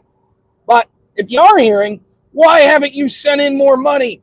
I'm assuming you guys are doing great. You get what you're worth, and this stream's probably not worth much. So, what can you do? Carlos, though, the guy I'm going to meet, very interesting guy. In many senses, he's more of a crazy right-winger than me. But there's a guy that taught me the importance of networking. Carlos knows someone in everything, everything. Oh yeah, I know a small business owner in that district, volunteers for Young Republicans. I don't know how he does it. We'll be at this event tomorrow, and there's going to be probably, I don't know, close to 1,000 people there. And Carlos is going to know everyone. It's so weird to me. I'll know 2 or 3 people. I'll have people come up to me like, hey man, how you been? And in the back of my head, I'm like, who the hell is this? I have no idea.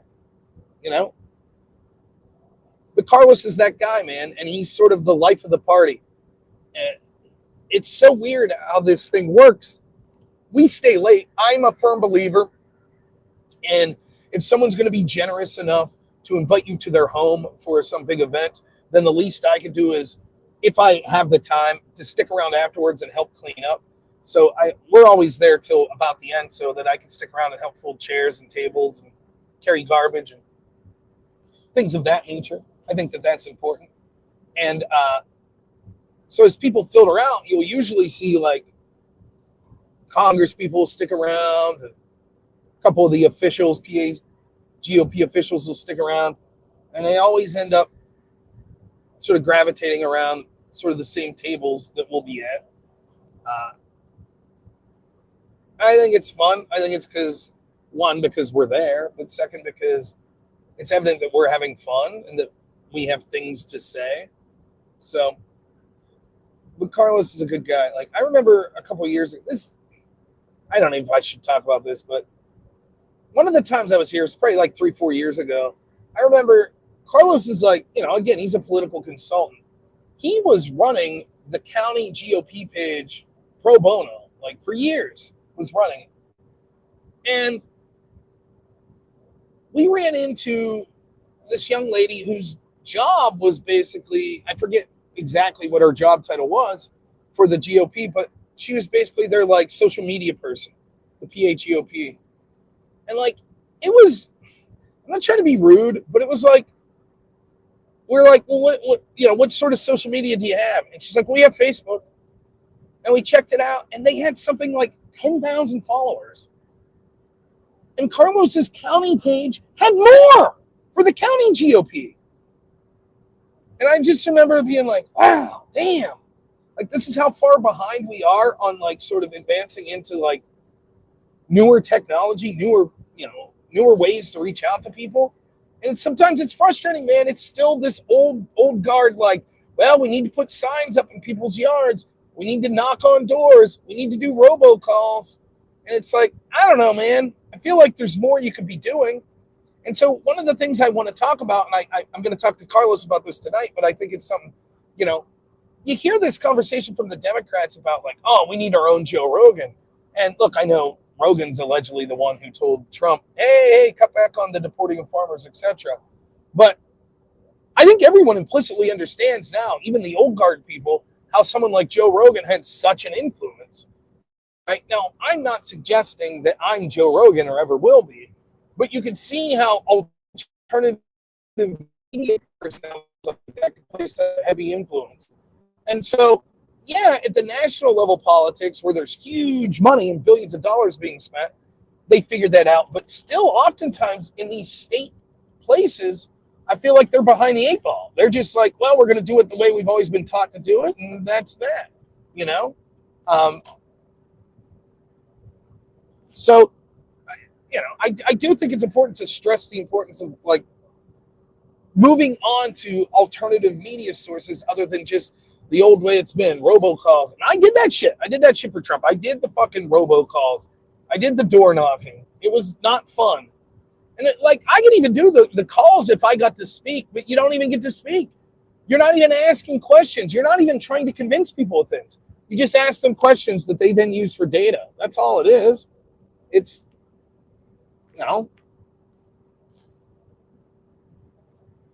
pretty crazy.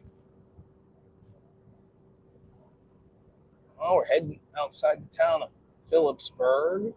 Now, I wonder if I'm streaming, I wonder if any of my mods, I did see when I was pumping gas, Are We Not Men was here. I wonder if EOD's here.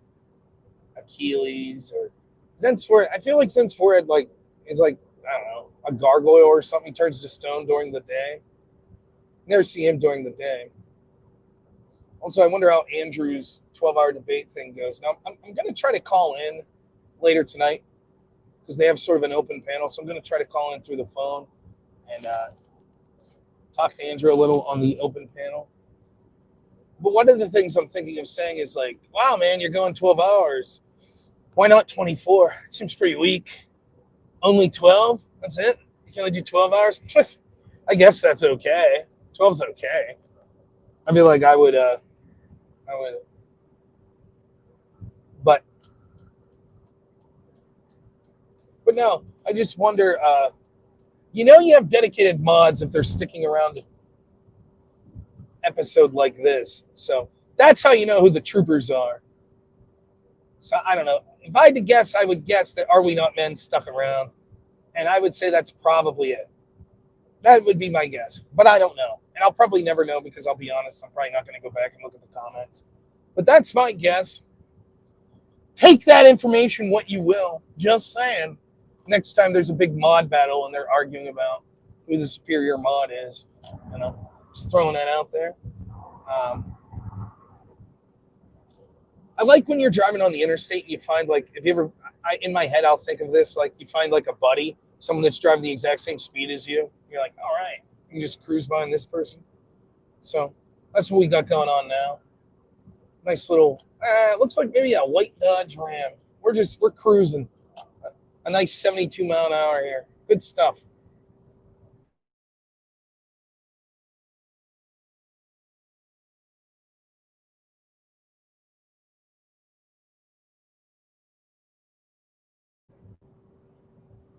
Oh, that's sad. I feel like I manifested that bad news. Oh, well, we'll find another interstate buddy here. We only got, I think, 43 miles left on the interstate here. So, what else is going on? Oh, boy. We're going to get over here. 1 second. Checking the old mirrors. This guy keeps flying up on me like he's a cop, but I don't think he is. Hello, Mr. GMC. 80 mile an hour, not good enough for you, buddy, huh? Okay. All right. You get him, bud.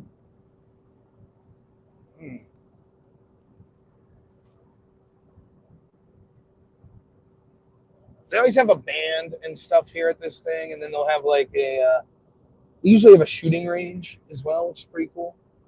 It's funny because, I know they don't want press here, and I understand why, but it's interesting because a lot of these Republican events I go to, like there's this idea that it's like all stuffy people, and there's stuffy people there, don't get me wrong. But sort of the average person that shows up is like pretty fucking cool. It's like a fun environment. I mean, they had people dressed up like Union soldiers shooting cannons the last time I was here. It's pretty damn cool. Some bluegrass band. I don't know. I enjoy that shit. Maybe other people don't. But I like me some bluegrass. Someday they'll leave me speak at this event. Haven't had the opportunity yet.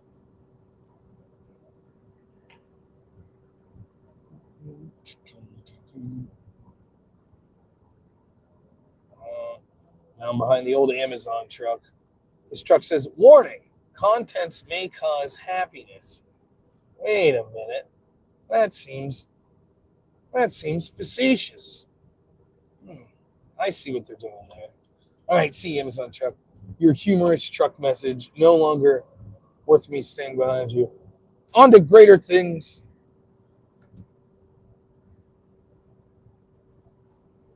It is Amazon Prime days, though, I was reminded. So I assume that means my wife will be buying garbage that will be showing up in tons of boxes that I'll then have to burn or take to the garbage. That's fun. The Amazon guy should unwrap whatever you order and then dispose of the garbage. That's a service. That's the future of delivery. That's what we need. All right, we're going to pass this guy up. We're running into some varied traffic here. One lane, people are going 90 mile an hour, and the other lane, people are going 50. So we're navigating through. I think we're good. I always prefer to drive not in the interstate. But I love this drive on Interstate 80 East. When you start to get out to State College, like, you just get these, like, rolling hills, like the Appalachians. It's just, I don't know. It looks cool where I'm at, and we could drive right into the forest where I'm at. There's a state forest there, Cook Forest. But as far as an interstate drive goes, it's like you feel like you're tucked in, like you're driving. There's, I guess it's mountains on either side of you. It's pretty cool. And then you get out closer to State College, and all of a sudden it's super flat. And it's so weird. You see all these farms and shit. So it's pretty neat. I think Pennsylvania is beautiful. I love Pennsylvania. The temperate forest. Yeah, we don't got palm trees, but fuck your palm trees. I remember when I was 12, I visited Florida, and like I was so impressed with the palm tree. It was like the person whose house we had one, and they were like, "Oh, you can't touch them. Like they're, I don't know if they're endangered or what." But I was like, "What the hell fun is that? What fun's having a tree if your kid can't even climb up it? Sounds stupid to me." What am I going to talk about next? I still haven't watched the Dean Withers apology video. I'm assuming it's hilarious. These fucking lefties, man, they're so scummy. You know, I desperately want to not hate them. Like, for real. I want to be like, you're an idiot. But oh well, you know. But they make it so hard sometimes.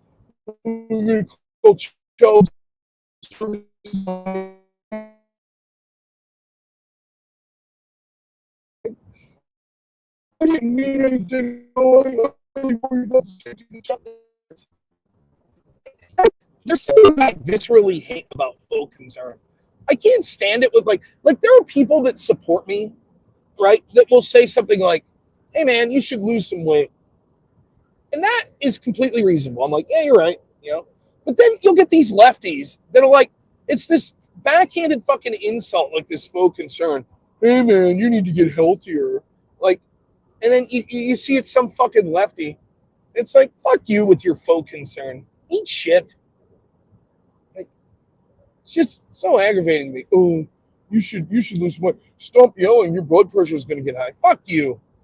My blood pressure is already high because I share a country with you fucking idiot lefties. Anyways, I want to like these people and just think they're misguided. But man, sometimes they make it so hard. It's unbelievable. With it, like even Destiny, like I see a debate style that's similar to mine with Destiny in many ways, right? I want to like him, but he's so damn unlikable in like every possible way. It's the same with Pisco. It's like, geez, you guys, they all just seem like miserable fucks. I don't know if it's true or not. Maybe they're really happy and I'm misreading the situation, but man, I don't know. I'll keep debating them and I'll stick to hanging out with the right-wingers. Well, folks, if you're still listening, I finished an entire 12-ounce diet soda. Wow. Now we're moving on to a bottle of water here. The caffeine was nice. It was a nice little boost. You know. I should have wrote down topics to talk about. What else? Give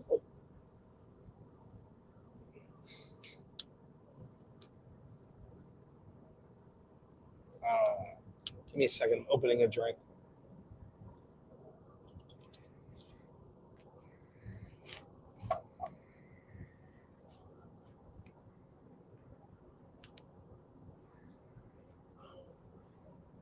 I don't know, though. Like, I have left-wingers in my life that have batshit crazy opinions, but I still like them. And you deal with these people online, and it's like, I get it. Like, the online environment is such that everybody gets a little big for their britches. Everybody gets a little hyperbolic. Fuck, I did it last night. So let me explain this, because I actually feel bad for this. I think I've been very good for not insulting people's personal appearances. And this Tiger Girl 420 chick comes on last night on Twitch, and it's like, you know, basically giving like, why would a politician want to talk to you? And I click, and I didn't pay attention. I didn't look. I did happen to see that the avatar had an actual picture of a person.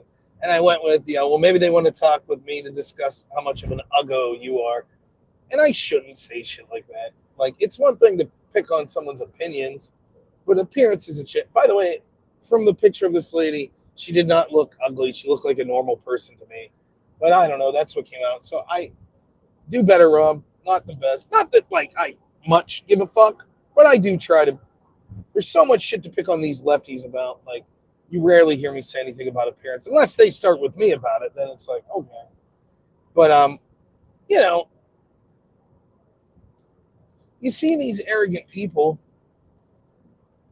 and it's just, I can't imagine doing what they do. Like, I have strong, what I think are pretty well thought out political beliefs. I'm not fucking going to social events and like browbeating people I know that disagree with me. But I'll see people that have never thought through something more than fucking, you know, what Rachel Maddow told them. And they're big as shit, just coming up to you at a wedding, at a fucking dinner, or, you know, some sort of party, just talking shit on you. And you're just like, where do you get this confidence? You don't know a damn thing. Like, you don't know shit. And you're just such a fucking prick.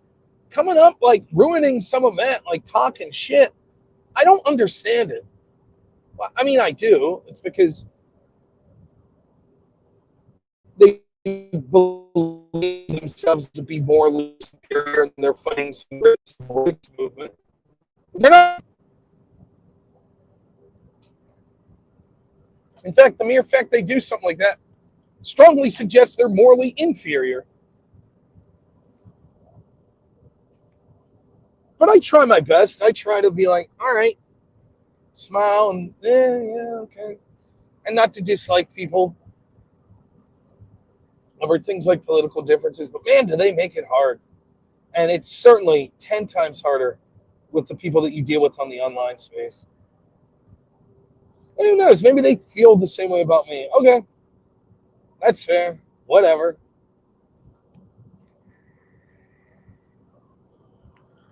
A big yawn. What the hell is that? As soon as I start drinking water, I'm yawning. Come on, Rob. 30 miles to go on the interstates here. Nice. We're making it. But yeah, when you start threatening to call child services on people over nothing, like, you're a fucking piece of shit. That's low down, man. Unbelievable.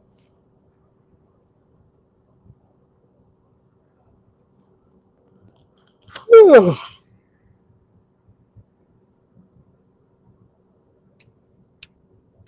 I'll be interested to hear more of this Bongino story. Now I hear a rumor that's like, actually, now there's scuttlebutt that Trump's team's trying to declassify more Epstein stuff. Why? Didn't they just tell us it was unimportant and we saw it all? So if they think a simple, hey, we found more shit's going to placate people, not a chance.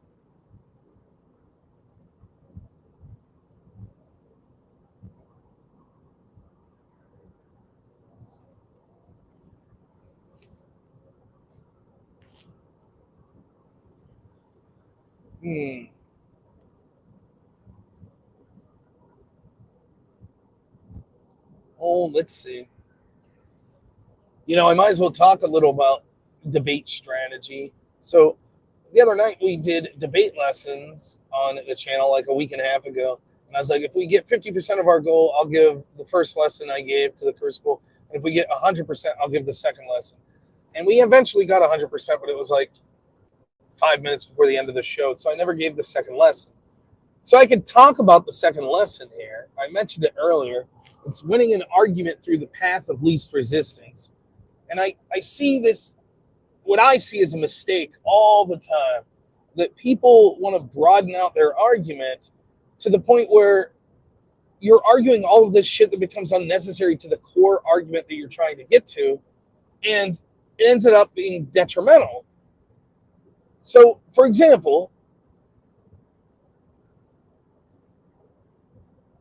when I was debating on vaccine mandates, my argument was that the Biden vaccine mandate was despicable. It was terrible, right? Now, how would you prove that? Well, there's a litany of arguments that you can make. But the one argument that my audience screamed and pissed and moaned for me to make over and over again, what about the VAERS database? What about VAERS? Well, the problem with the VAERS database is it's self-reporting. Yes, but it's qualified. People know, blah, blah, blah. Maybe, maybe not. But why would I get into that fight? It's an unnecessary fight. I can concede everything you say about the VAERS database being bullshit. Okay. Next. What I was able to prove quite convincingly was, okay, if I'm trying to say that this entire mandate was bad, I find a section of the mandate that I think was uniquely bad and indefensible. And then we focus on that. If I win that, then it proves that the mandate itself was wrong. I chose people that had a previous case of the pandemic or young people. Now, my audience is furious. Not all of them, obviously, but my audience is furious because their point is, well, wait a minute. Look at all this great evidence. Look at how dangerous the vaccine is, blah, blah, blah. But as soon as I start talking about that, what ends up happening is the entire discussion becomes about that issue. So you don't want to talk about that stuff if you can avoid it. I'm always thinking like, and it's not just debate as a game or debate online. Like even my positions, the way that I'm coming to the positions I believe in life is, okay, I have a position. Now I'm going to test it. What are the arguments against my position? Can I concede? How many of my opponent's arguments can I concede and my position's still the correct position?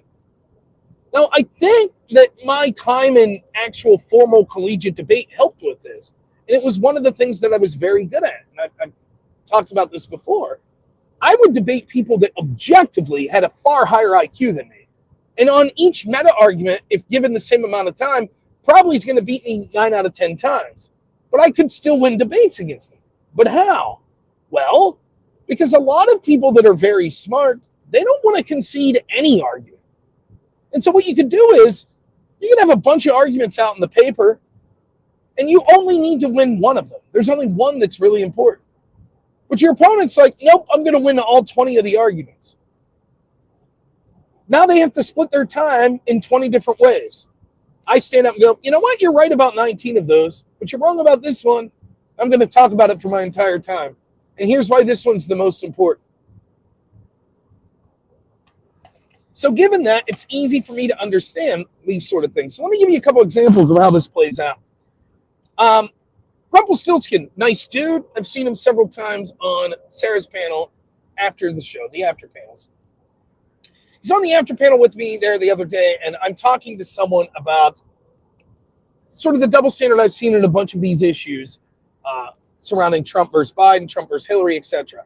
This one in particular that we're talking about is Biden's mishandling of classified information and the fact that whoever the other person was said, yeah, but Trump specifically said this shit should be classified. I said, so Biden said this shit's probably classified and then allowed his ghostwriter to read it. Right? And so the opponent retorts with, well, but the first time Biden skipped the sentence or two that he thought would be classified. And so now that's where we're at in the argument. Now my answer is going to be, well, how convenient, one, and second, that doesn't mean that the entire document isn't classified. Like if you have a page and that page is classified, you don't get to put a Band-Aid over 3 words and go, oh, I think those were the 3 words that made it classified. Now it's not classified. No, the entire document is classified. That's how it works. And so that's the argument I'm trying to make. And Rumpelstiltskin's like, yeah, but, Biden as the VP or as the senator never had the authority to declassify documents, but Trump did. Now, that's a perfectly fine argument. It really is. But there's a lot of debate about that. Well, do VPs share that same right? And does Trump really have that authority? Or do you have to announce it? And now you're in this big, possibly 2-hour debate on that subject. And it's completely irrelevant to the point that I was making. But that's how a lot of people debate. They're like, oh, right, here's... And to be fair, to criticize myself, I do this at times too. When I'm, quote, gish galloping, is what they'll say. That's why I always say, then pick one.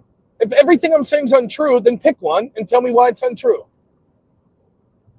That was what Radical Coder accused me of. So he had me send him the list of 20 things that I'd made in short term before the Sarah Tomato debate. I sent them to him, gave him a month to prepare. How'd that work out? Ass whooping. As always.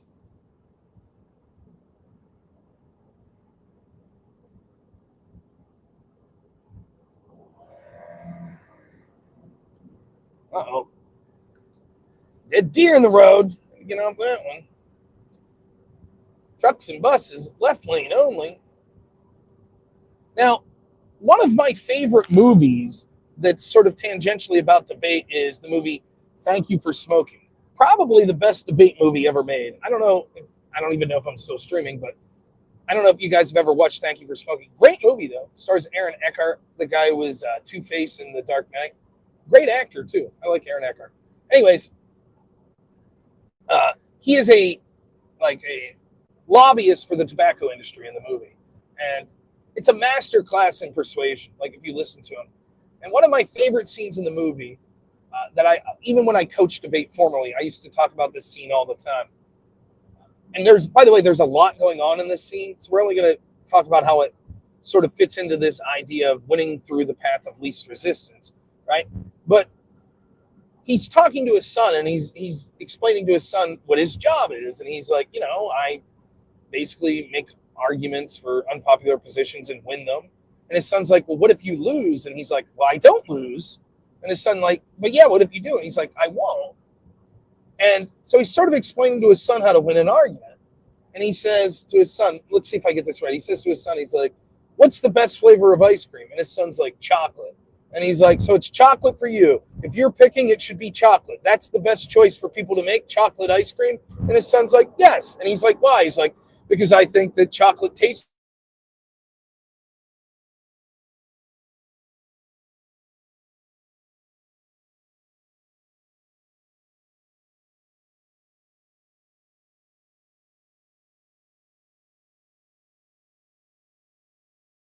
And the dad's like, yes, but I made that the question. And that is such a phenomenal argument for a litany of reasons. He also tells his son that he has to be sort of morally flexible, which, depending on the style debate you're doing and, what you're doing, who you're working for, etc., that, I guess that is true. But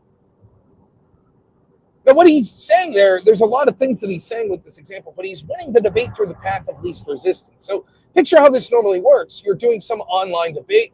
There is a topic. One side is affirming the topic, and the other side is negating, right? Andrew Wilson's going to do a debate today.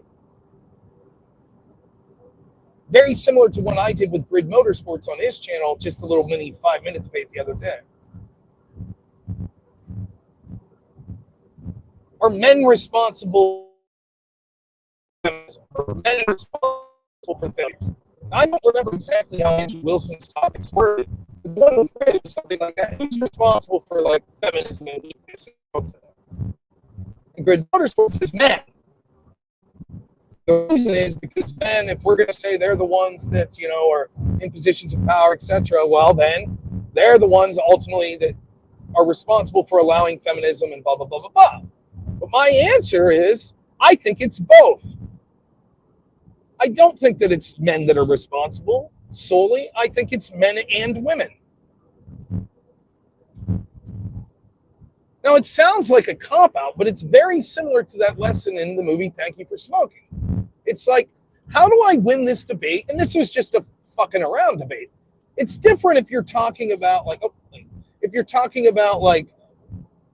advocating a position that you really believe in, and I really believe that we should have voted for Trump over Kamala Harris. Okay, right? That's one thing, right? But in this, let's just do a little 5-minute debate. Someone pick a topic, and I'll pick what side I want, and then right. So it doesn't matter. It's just sort of an exercise, and you can see the utility of that, where it's like, well, I don't want to get pigeonholed in saying no, it's women that are responsible. I'll say it's both. So your argument is men are responsible, and therefore the implication of that is that it's only men. I disagree. And there was a debate I had in college where, my first year on the debate team, I also took a debate class. And there was a guy, my debate coach happened to be the professor of this class. And there was this guy in this class that used to give me shit all the time. Oh, you joined the debate team. You're supposed to be some good debater. I could out-debate you, blah, blah, blah, blah, blah. I'm like, all right, man, whatever. By the way, that's a weird thing I get. I also had a friend that was a Brazilian jiu-jitsu instructor. And when people found this out and you'd be out drinking, everybody would start shit oh, you fucking think you're tough? Yeah, you want to throw down with me? And it's what the fuck? It's like that in a far nerdier way with debate. I can't tell you how many times I was at a party or something drinking and people would be like, oh, you're a debater. Let's argue about something. I'd be like, yeah, no, I'm good. Thanks, man. Appreciate the offer. Wow, you're fucking cool. And I have some stories about that. I'll tell in a minute.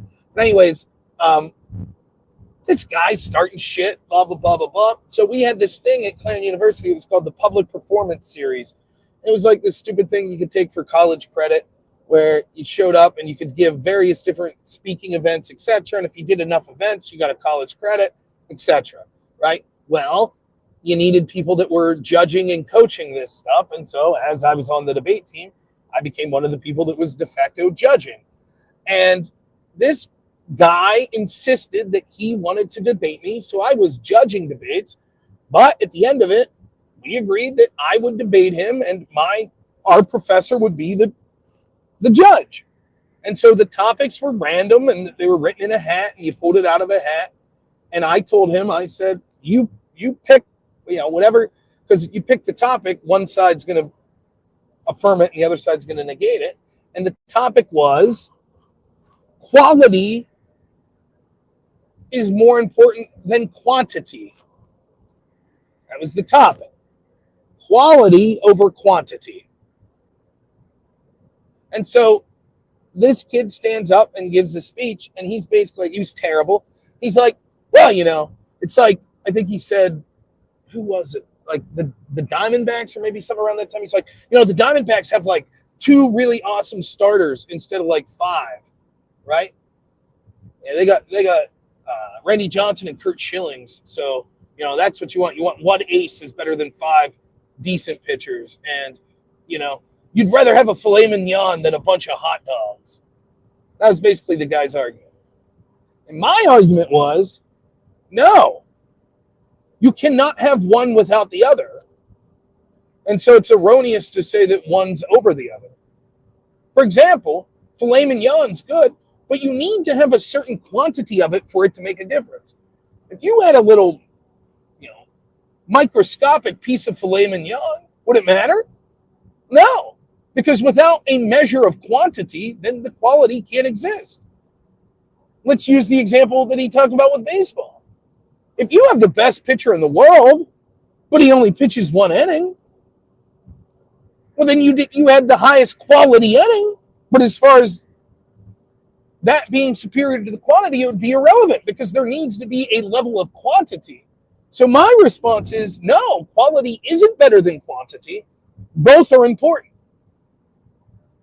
Now, there's arguments back to this, of course. But this kid was so flabbergasted when he got to give his rebuttal speech, he only talked for 10 seconds and sat down.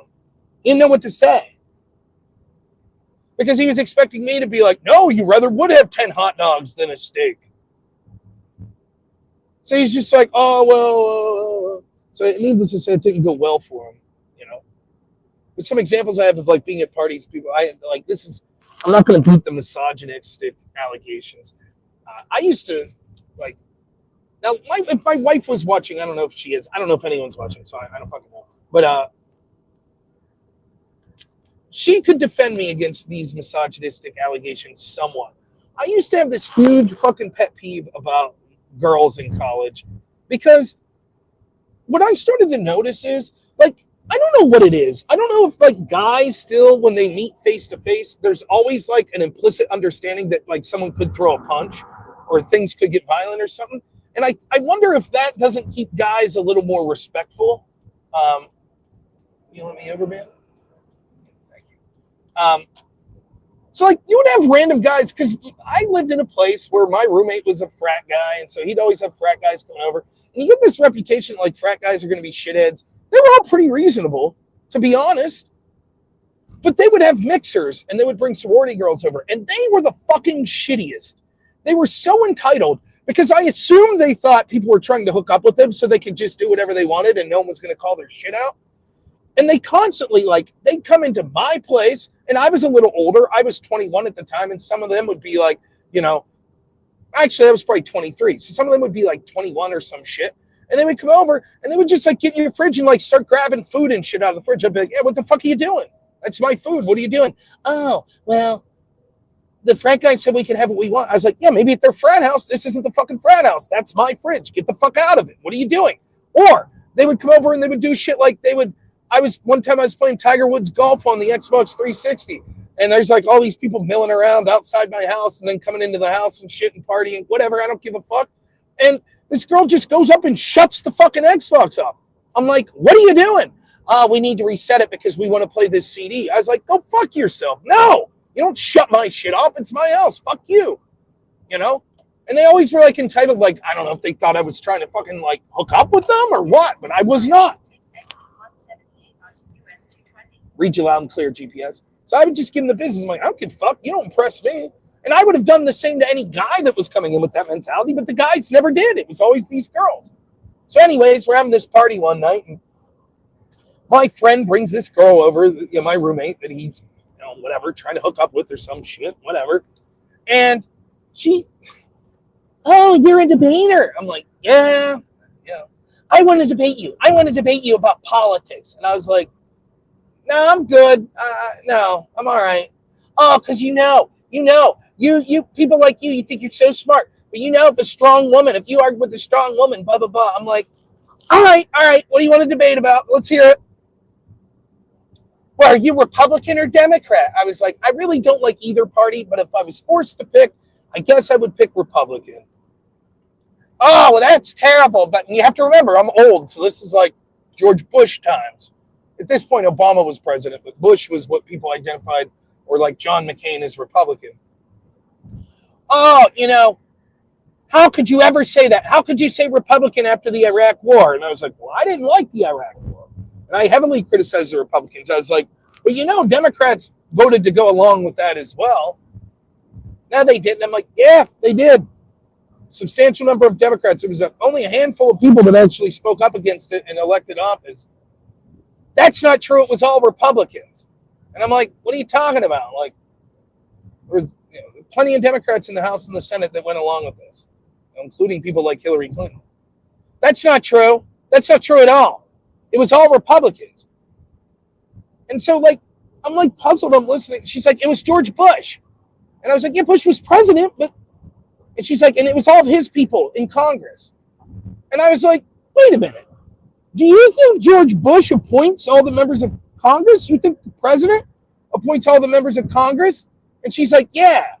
And I'm like, so you think like the president, you're a congressman, and I forget who we had at the time. It's like Rick Santorum or Bob Casey, or not Bob Casey, he was governor. Maybe he was senator as well. I was like, you think that's appointed by the president? Yes. And I was like, all right, get the fuck out of my house. And she's like, what? I was like, get the fuck out. And everyone's like, what are you doing? I was like, I no longer allow this girl to be in my home. And people are like, why? I was like, because she's one of the dumbest fucking human beings I've ever met. And she came in here like a fucking big man challenging me like I was afraid to deal with her massive fucking intellect. And she's a goddamn fucking moron that doesn't know the first thing about anything related to politics. Oh, she's just drunk. She's trying to have a good time. I was like, get out! Everybody out of the fucking house. I did. I kicked every single person except my roommates out of the house. They were so pissed. My roommate's like, man, I was trying to hook up with that chick. I was like, well, tough shit. Don't bring her to my house then with her airheaded shit. That'd be the equivalent if I'm like, oh, man, I could argue, cars better than anyone. And someone's like, all right, man, like, I think that this Cummins engine's the best engine, that came in a mid-sized pickup in the last 10 years. And I was like, no, I think it's Magic Pixie Dust. I think Magic Pixie Dust is better in the engines. At some point, you're going to be like, yeah, man, shut the fuck up. Like, no one wants to hear from you. You're a fucking idiot. So, that's where I stand on, people challenging it. And I'd shit like this isn't a debate related story, but one of the first times I met my wife, I kicked her out of the house. Now, I was living in a slightly different place, but also a drunken den, just people getting hammered all the time. So it was like a revolving door. I was the only one that paid rent at this place, but I had like 4 people that basically lived there, and everybody was just having parties all the time. So it was just this revolving door. So me and my good friend Ducky, who sometimes listens to the show, we were playing Wii golf and drinking some beers in the living room. And, out in the kitchen, there's people partying that we barely know and whatever, who cares? So our Wii golf game rages on. And all of a sudden, our friend, who, again, frat guy, brings these 2 girls over. And they come in the living room. And they sit in the couch across. I think I was sitting on a couch also across from it. And then Ducky was sitting on a chair. And they sit in this opposite couch. And they're just like, oh, what's this? Who are you? And I was like, oh, hey, what's up? I'm Rob. How old are you? And I was like, I'm like 24 or 25, whatever I was. Oh, what are you doing here? Why is there people so old here? And I was like, I pay the rent? This is my home? Like, that's why I'm here? What is this stupid game? Turn this off. We don't want to watch this. I was like, yeah, if you don't want to watch it, you could leave. It's my house. Well, we don't want you here. And I was like, that's it? Get the fuck out. And like, it was that same dude that from the previous story, my old roommate. He comes in, he's like, oh no, what's going on? I was like, get him out. I was like, every girl in the house, you're fucking gone. Every single one. And people are like, but. I was like, fuck you all. I'm the only one who pays rent. And I said, every girl out of the fucking house right now. Tired of these airheaded sorority chicks. Unfortunately for me, a young Courtney was there who I had booted out of the house thinking she was with these sorority chicks, but she was not. She was there with another friend of mine. But it did not matter in my rage. I kicked everyone out of the fucking house. That was that. So, there you have it. That was my track record, my misogynistic track record. One of the first times I didn't even really meet her. I think I said, hey, what's up? Like out to the kitchen to grab a beer or something.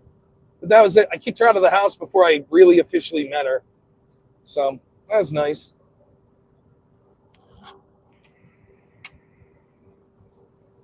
The first time I really talked to my wife, though, was at our friend's place. And her friend was sort of dating my brother. Like, it only lasted like a week. But we were sitting on stairs because it was like a house party. And she would have almost been 21 and I was 26. And she's like, oh, who knows? Like, my friend and your brother, you know, maybe they'll get married. Maybe we'll get married someday. And I was like, yeah. And she's like, I'm an excellent cook. And I'm like, I'm fun. And, you know, I like to go to concerts and shit. What would you bring to a marriage? And I said, a good backhand. And she laughed. And I was like, all right, this chick's pretty cool. But that was like the first sort of serious conversation. Wow, I don't know about serious. The first real conversation I had with my wife. And then she ended up turning 21 a little bit after that because her birthday's on New Year's Eve. And the bar that I always drank at, she was out there. And I talked to her that night. And we hung out a while. And she left the bar with her friends. And her friend, like, calls me, or she came over to the house, like, a couple days later. And I knew her friend, like, for years. And she comes over and she's like, hey, did you like Courtney? And I was like, oh, yeah, she's real cool. And she's like, you should give her a call. I think she likes you. Here's her number. And I was like, oh, okay. And then, like a fucking idiot, like, I had, like, sort of low self-esteem and whatever. And I was like, that chick doesn't like me. She's too cute for me. Our mutual friends just saying that to be nice. So then, like, I never called Courtney. And then, like, 2 weeks later, that same friend comes over and she's like, why didn't you call her? And I was like, I don't know. And she's like, I thought you said you liked her. I was like, well, I do. And she's like, what the fuck? You look like a huge asshole. Why didn't you call her? And I was like, well, I don't know. I just assumed you were just being nice. She's like, no, you fucking idiot. She told me to give you her number. Give her a ring. And I was like, oh, okay. So that was how I set up my first date with my wife. I was too nervous to call her because I was a fucking coward and thought she was out of my league. But little did I know that she was right in my league. She was really looking for a fat, out of shape, annoying blowhard. All right. Now we're up the interstate, so there is a chance if you're still watching. Let me see. I'm in a stop sign. No behind. Oh, yes! I'm still streaming. Oh, there's protests going on. I'm missing them. No! More left-wing insurrections. Holy shit. And I'm missing it. For shame. Anywho, I might lose you now that I'm going to be on a little more, like, local roads. Though, actually, I'm on Route 220, so this is a serious road as well. Anyways, if I lose you, I lose you. I hope not, though. The phone is at 54%, so we're still doing good on that. I can't believe it's still streaming. I just sort of assumed something stupid would have happened and I'd have been talking myself. The protest, huh? The insurrections. They're back, baby. Circa 2020. Don't you love it? I talked about this last night, but it's so ubiquitous. We understand it so much that it's just fucking commonplace at this point. It's like, oh yeah, more riots. What do you do? if there's one fucking right-wing riot, it becomes the biggest story in the world. But you can have left-wing riot after left-wing riot after left-wing riot. And it's like, ho-hum. Oh, they're rioting to protect trafficked children that are being forced to work on marijuana farms. They're shooting at the ICE agents and police that are coming. Ho-hum. The real villains, the ICE agents. That's the real problem. Ooh, that Trump. More mostly peaceful protest. Or maybe this time it's another idea. Antifa, the idea. Once more, attacking police officers. What an idea. So tired of this shit, the double standard. I mean, man, I remember the first time I was coming out to this rally, I was fucking enraged about politics. Like, this idea that, actually, it would have been the second time I was coming out, I guess. Or, no. It would have been before the first time. So the next year I would have came out. This whole idea, like, when we were all locked down and we were told we were non-essential and these fucking rioters and protesters were allowed to go out, it's still, I'll never forget that in the rest of my life, how enraged that is. You know, and part of it has to do with how I saw the lockdowns directly affecting people. Everybody's got a shitty story. You know, I knew people that lost their small businesses. I knew people that lost their homes. Maybe not immediately, but as the aftermath of, you know, financially being in so much trouble because of what happened there. But some of the stories that I directly witnessed are heartbreaking.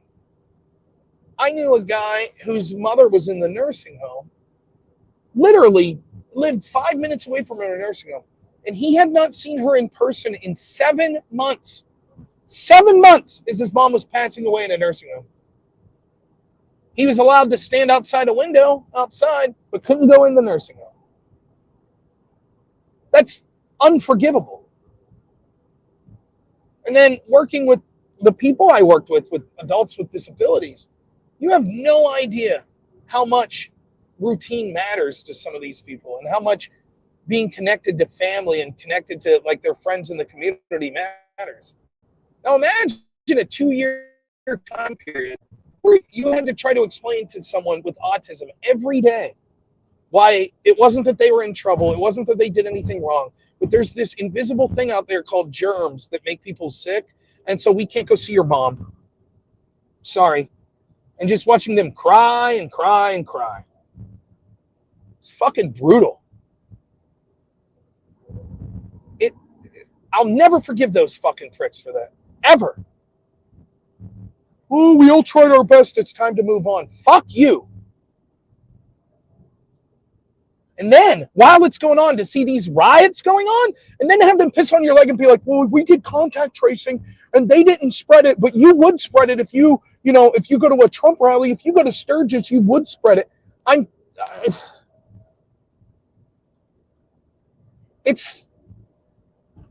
don't know how people let it, like, I just don't know. Maybe people didn't get over it. Maybe that's why Trump won in 2024. But, you know, Trump deserves partial blame for it. Granted, the Democrats were way worse. And that's another thing with this Epstein thing. People want accountability over the pandemic.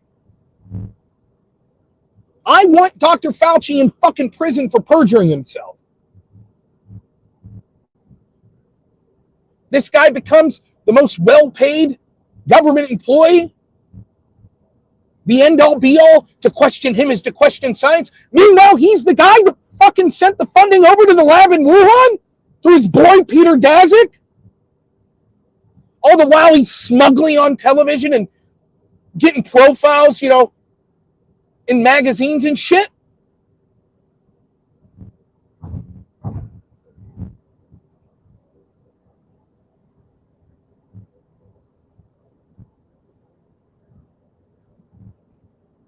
I don't want a country, or for that matter, any country in the world,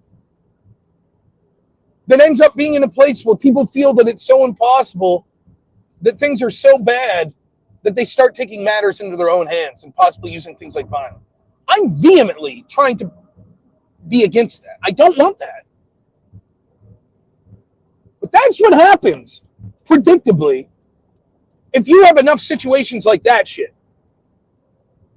All of the lockdowns with the pandemic, Fauci and his lying ass. Meanwhile, a separate class of people above you.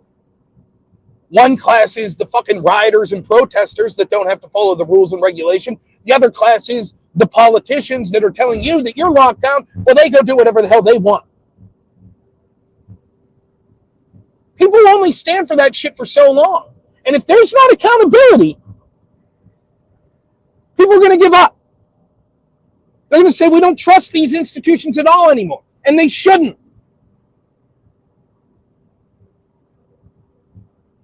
So when you see shit like what looks to me and everyone else with half a brain, a cover-up of the Epstein situation, and Trump's team so flippantly being like, oh, well, that's so long ago. Why did we care about that guy?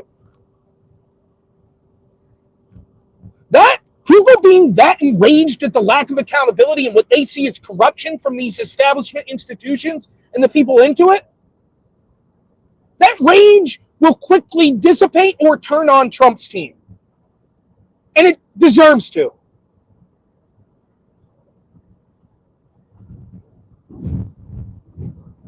Absolutely ridiculous. But they're back, baby. The riots are back. We're just missing a virus. Send the virus out, and we're back, baby. Tonight we'll party like it's 2020.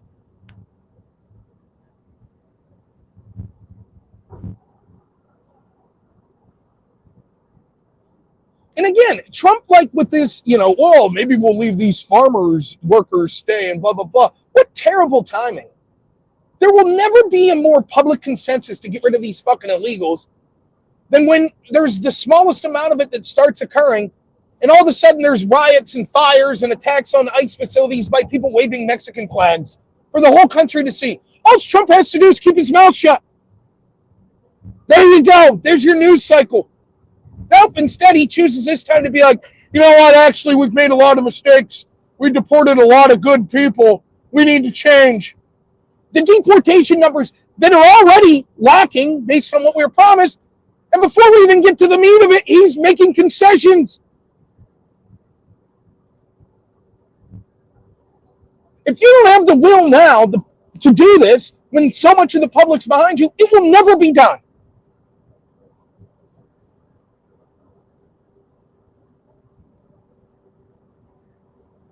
This is the big reason that I was against the bombing of Iran. Yes, it is true that I happen to be a non-interventionist, and I stand by that position. But to me, the greater reason to be against it was it showed where this administration's priorities are. It isn't the mass deportations. It's not holding government officials accountable. Quite to the contrary. It's doing what those officials also want done.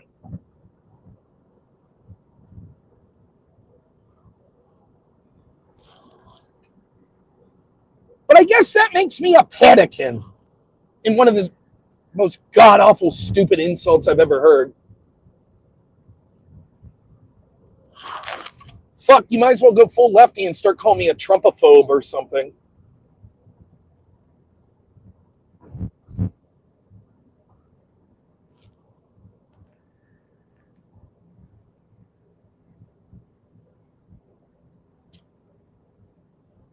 Hey, there's a fly in the car here. What's up, fly? I did check in. I didn't see Smitty this morning, so I don't know how he's doing. But it's nice to hear the protests are back out there.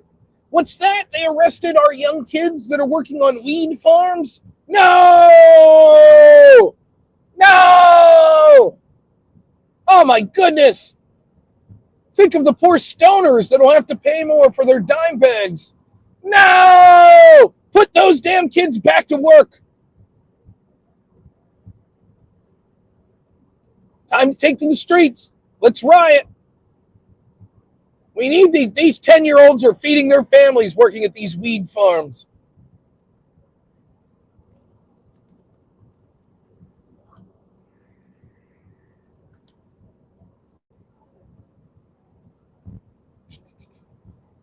Oh, right. Now we're good.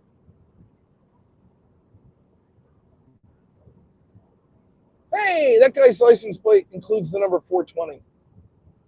What was the name of that chick that was watching last night? Tiger Girl 420. She'd be pleased. She'd be like, whoa, man, that must be a sign.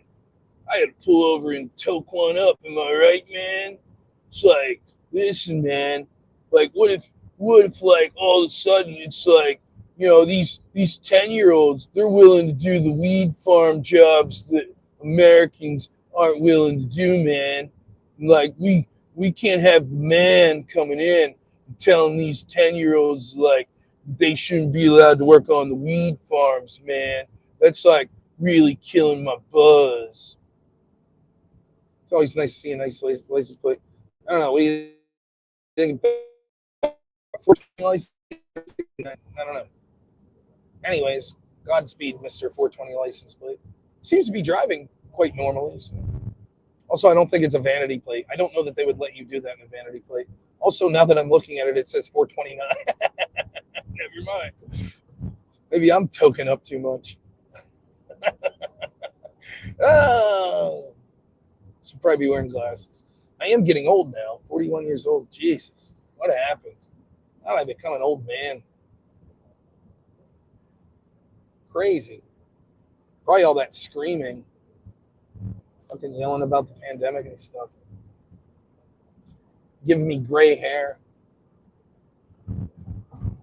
I just don't get it, though. I don't get how people move on so simple. Like, it used to blow my mind during the pandemic. I would get a little heated on my stream. People would be like, calm down. I'm like, calm down? What the fuck is wrong with you? Calm down? Are you shitting me?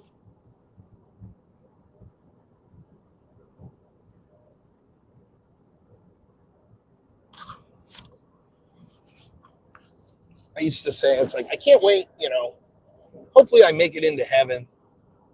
Actually, I can wait. I love life. But I imagine what it'd be like, something like this, I get into heaven. I'd be like, hey, what's up, Rob? And it'd be like, hey, whoa, it's Ben Franklin. It's Thomas Jefferson. Check it out. It's George Washington. What's up, guys? And they're going to be like, hey, man, pretty cool country we gave you there, huh? And I'll be like, oh, yeah, man, it's the fucking best. You guys rock. And they'll be telling stories. They'll be like, hey, remember when Ben, like, drank that handle of whiskey and then, like, told the crown to kiss his ass? Ha! And everyone will be laughing. It'll be great. And it'll be like, and they'll be like, hey, Rob, though. We heard, like, weird shit's going awry. Like, what happened? Like, you guys lost your country. Like, it went to shit. All the rights that we fought for went to shit. What happened? And I'd be like, well, there was a cold. People were kind of upset about this cold. And so that'll be a good time to explain that, right? What could we do? We all panicked because of a virus, a cold. But it did have like a, infected fatality rate of like 0.012 or something like that. So, so you understand, founding fathers. We couldn't be asked to sacrifice, anything in that, That'd be fun. I can't wait to read about the protests that are happening. I literally saw one comment as I come to the stop sign. I was just checking to see if I'm still live streaming. Someone's like, flipping between you and the protest. What if it's something completely unrelated? What if I'm like running my mouth about like, oh, I assume this is like anti-Trump, anti-ICE protest. And what if it's not? What if it's like, a bunch of people are protesting. They got kicked out of the new Superman movie. And I'm checking that out. It's like, oh, that would also be lefties though. I don't know. The new Superman movie. I was going to give it a chance, but then James Gunn came out and was like, it's a story about immigration. Don't you know? Superman's an immigrant. Go fuck yourself, I guess. So Zod.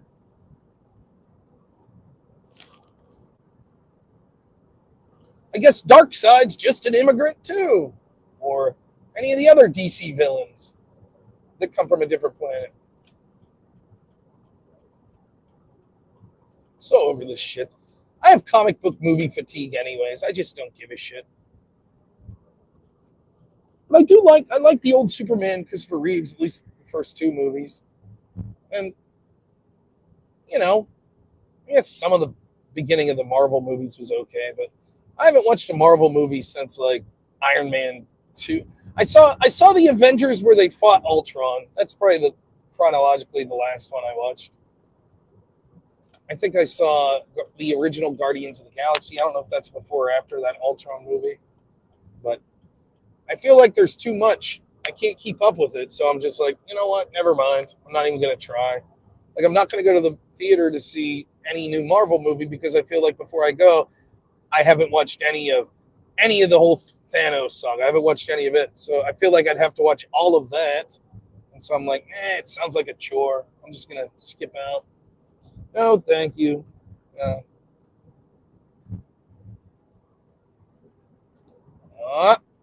We're merging. I try to convince my wife that I'm one of the best yielders. I'm not like, objectively, I'm not a great driver, but I think I'm pretty good at yielding. For that, if you need a yielder, I think I'm a decent yielder. Very good. I know just when to merge, just when to slow down. It's talent. Not everyone has the ability to yield like that, but you know. Oh boy, the Lycoming County Veterans Memorial Highway. Getting close now. It's been a fun ride.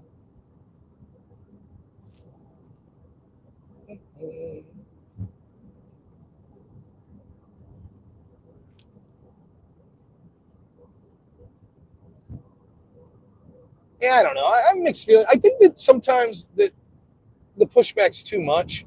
Like where people are like, this is woke, and oftentimes it's not woke. You know, it's like, it's the littlest thing. I don't know. But I understand it. The agenda's pushed so hard at this point. It's like, if you really want to move the Overton window, then you should call anything woke in Hollywood that's like not fucking straight up like overt right-wing propaganda. Everything's woke. Fuck you. You know? Or boycott everything. Oh, there was a chick in this movie? See ya. Not watching it. Yeah, but she's just a side character for 2 minutes. Don't give a fuck. Now, that's not me. But I understand the people that are like, that's how all of this fucking Hollywood bullshit indoctrination for so long, that's the way we're going to approach it now. You know? But for me, I think that the pushback sometimes can be too much.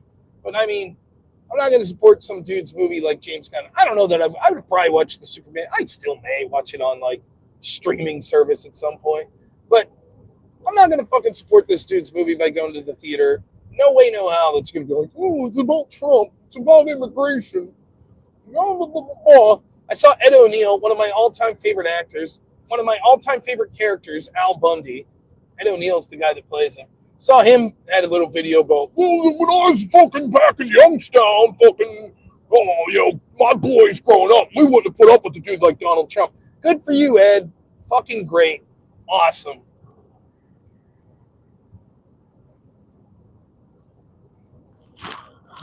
Back in Youngstown, we would have been perfectly fine. Like, they say this shit. I love this fucking mentality. Like, back when Youngstown was the car bomb capital of the world, fucking men were men. Yeah, your boys back in Youngstown would have beat the fuck out of any transsexual that rolled around, too. Notice you ain't talking about that, Ed, right? About your old boys back in Youngstown? Ain't talking about that shit, are you? Back in the 70s or 80s? Yeah, I wonder what they would have thought about fucking Dylan Mulvaney. What do you think? How'd they feel about Leah Thomas or Thompson or whatever the fuck her name is, swimming against women? I think they would have thought about that. I'm pretty sure they wouldn't have been a fan of the gay people in general, let alone the trans. They're fucking real men back in the day in Youngstown. That's where the fucking men were, right? They'd have been totally pro-choice and pro-LGBT rights and pro-transsexuals, and they wouldn't have liked Trump. Cool. Sure, man.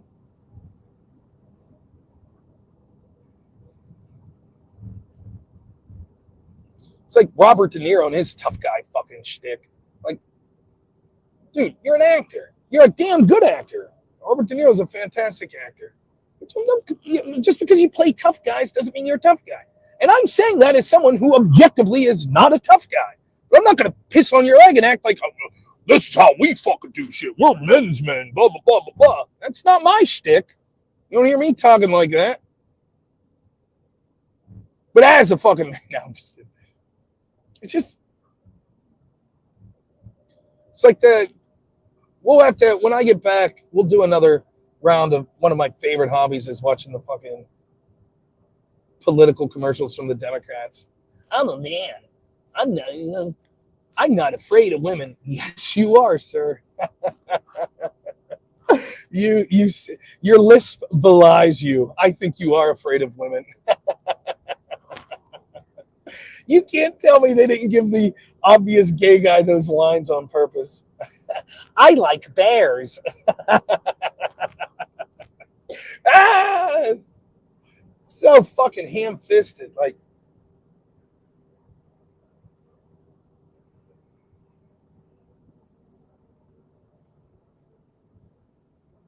Stay in the left lane. I will do that. GPS, I will stay in the left lane. No problem. Heading there now. I don't know why it wanted me in the left lane. Doesn't look like there's anything going on. But nonetheless, left lane it is.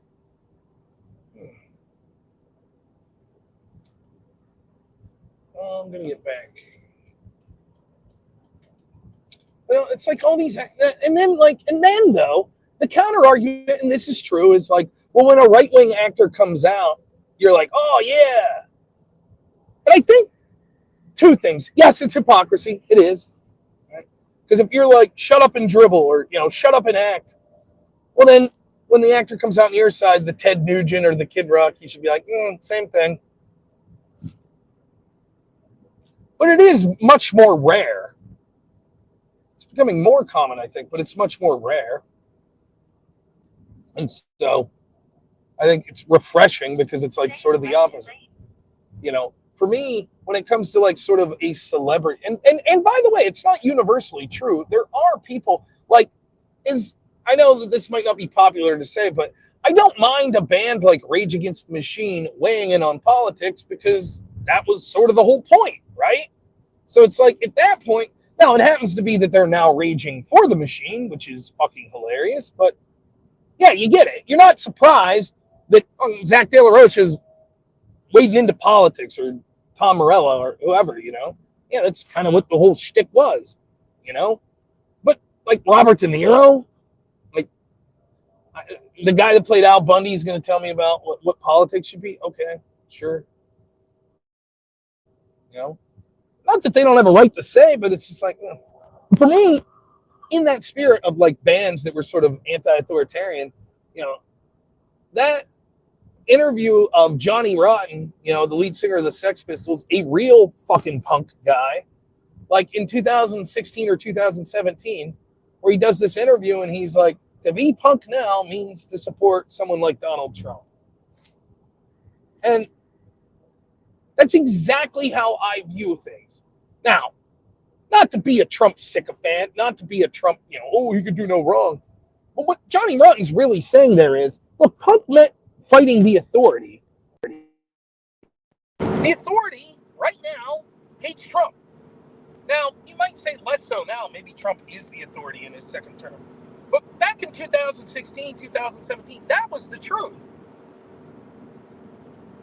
And so all of these like anti-establishment cool bands and actors, they come out and they're like, yeah, done with Trump. It's like, but no, that's the opposite. You could say fuck Trump and all the people in government.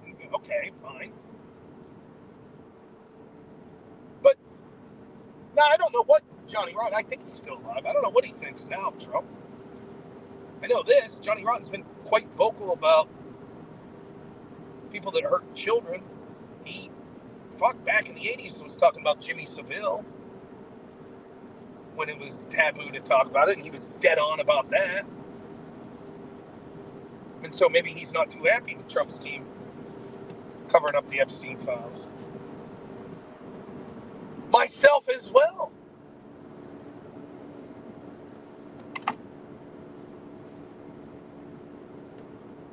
Henry's Barbecue.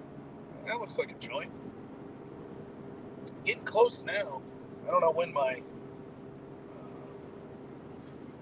arrival time's supposed to be, but I think I'm only about 10 miles away from Williamsport, and then it's a matter of finding my actual destination in the town.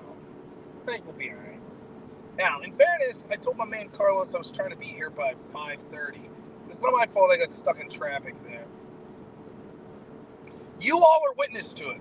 So anyone that's listening right now, if if I jump on another live stream later tonight and say, could you please all tell Carlos that I got stuck in traffic while he was streaming? You're swore to the honor system. You could do it. Now, if you thought this stream sucked, we're going to do it all over again tomorrow night at probably like midnight or some shit like that. 11:30 at night we're going to start. I have no idea what I'm going to talk about.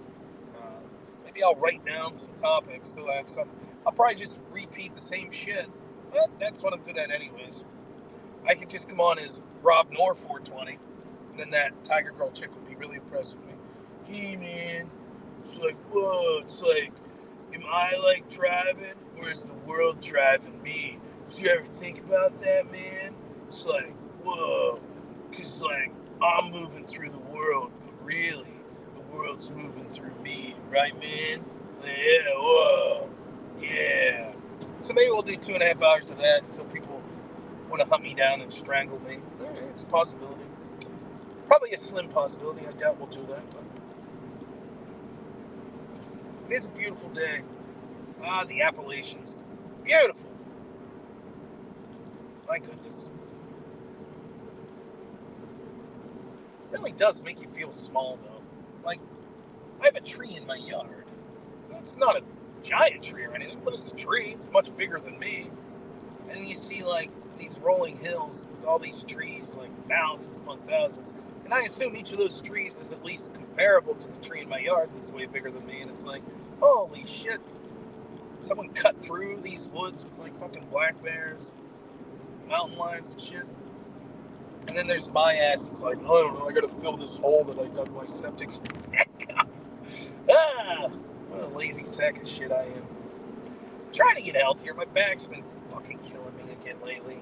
I hope I don't have to have surgery. I'm trying different things. If you didn't know, I have herniated discs in my back. Ugh, it sucks. So I brought my medication here this week. Aleve. I brought a bottle of Aleve for my trouncing around Williamsport and then Wysox, Pennsylvania. It should be fun. I wonder if there's any donations that came in other than, I can't believe Amagad donated $357 early in the stream. What a hero. For all the rest of you that are watching, I assume you already donated or you're shamed for not having donated. Either way, you could donate. If you've already donated, donate again. If you haven't, you could alleviate your shame by donating. And I'll take that money and, I don't know, what am I going to do with money now? I did buy a pack of socks today. I did, a 12-pack. I think they suck. My wife told me what pack to buy. So in protest, I bought them. They're no-show socks, so that when you have shoes on, you can't see them. I think they fucking suck. Personally, I like the ankle sock. I like a little more sock. It gives me a little more stability. But no, they look stupid. You look like a fucking idiot. So I got the no-shows. I find it very uncomfortable. I'm just saying. That's how I feel. It's like, what next? I'm going to have to wear Speedos because there's too much underwear in the underwear? Not happening. I draw the line at the underwear. It's boxer briefs for me. But they are new socks, so although they're slightly uncomfortable, it is nice knowing that these socks have never hit another human being's feet, including my own. So that's nice, I guess. So maybe if you guys donate money, I'll make sure that I buy new socks this time that are more comfortable. You know? Wonder how Andrew Wilson, what time is it? He'd be into his second debate upon it. Who's that? Velocicat? There was a lot of shit to look at for potential debates and stuff, but it's like all of those topics, I have no input. Like, Andrew's a bad Orthodox Christian. It's like, oh, okay, good luck. I have nothing to say on it. It is amazing, though, how many people give Andrew shit for, like, being this real prick character. I've said this for years. Andrew's like a guy that, like, comes off as a prick. Well, he is a prick, right? But he's actually a nice guy. But he must treat his wife like shit. She must secretly hate him. Yeah? You think?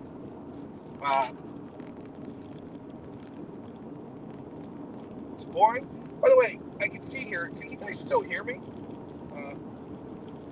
someone let me know if you can still hear me, because it looks for a second like maybe you can't hear me. Check, check, check, check. Can you hear me? I hope. All right. Anyways, I can't look at the screen anymore. Stop sign. Moving through it. Oh.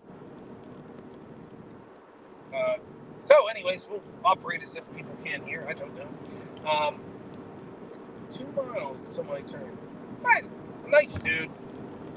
Everybody's pretending to be a fucking nice guy online. It's so disgusting. I can't wait to send him back. Again, I said this the other night. I know people think I'm full of shit, but it's one of the things, as scummy of a person as he is, I feel bad for Destiny. Imagine, you get some success in this space, you get all these fucking bottom feeders that are trying to, like, parasitically drift off your clout. And they're all just waiting for you to stumble. I'll never forget, even though I like the dude, I don't know, I haven't talked to him for years, but like Dylan Burns, I'll never forget the whole shit, right, with, let's see here, wait 1 second, I don't want that. The whole shit with, like, him and, the Prime Case thing, and that girl that was, like, Prime's mod, and all this shit. And I'll never forget Dylan saying at one point of that, if I'm not misremembering, was like, oh, well, it looks like his audience will be coming over to me. It's like, what the fuck? These people, they're vultures, man. Fucking vultures.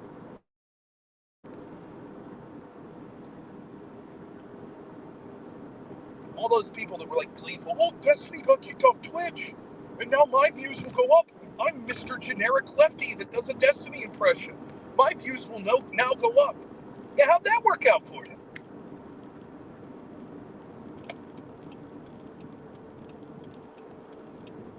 I don't know. Maybe that's how people are on the right too, and I just don't see it because I'm in it. But I mean, you think for a second, there's not any part of me. You could believe this or not, but there's not any part of me that's like rooting for someone's failure. Like, oh, then maybe more people will watch me. Like, I can't even believe it. Ding ding. All right, where are we at? I don't know why it's doing this beep stuff now. Anyways. Now, I don't have the actual address, so I'm going to have to go from memory, which means I'm probably quickly to get lost here. So I'm sure you're about to hear me go, I have no clue where I'm at. Do not enter. PC load letter. What the fuck is that mean? A Wegmans! Wow! We don't have Wegmans around my parts. This fly's made the entire journey with me. He's going to be open to a whole new world. Welcome to Eastern Pennsylvania. I guess Central Pennsylvania fly. He came damn near 3-hour drive this fly took. His whole family's going to be like, no. What the fuck? It has me doing a U-turn? Yeah, we're gonna pass on that, dog.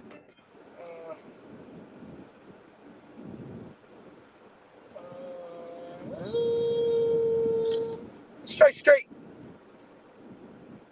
The mean streets of Williamsport here, man. Don't do it. Don't do it. All right. Oh, that lady means business. She has a dream catcher in her car. Catching dreams.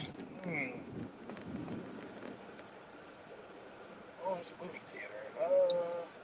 Maybe I want to take a look. What is this machine about? Oh, a new Corvette. Look at that. You did it, buddy. I wonder what that guy's job is. It's probably a streamer. This guy probably goes into the Dollar Tree and buys all the toys. Damn.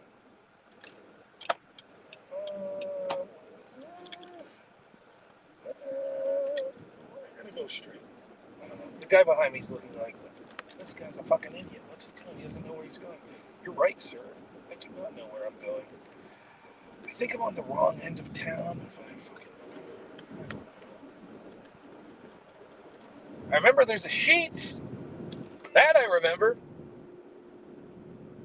Oh boy. We'll bumble around here for a little. And then if I can't find it, I'll be forced to end the stream and call up my man and say, hey, I don't know where I'm at.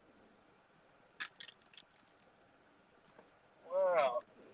I like this alliteration. Lawyer up with Lampman Law. You know, it's like Alligator Alcatraz.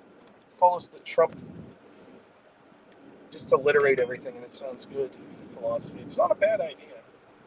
All right. There's a brewery.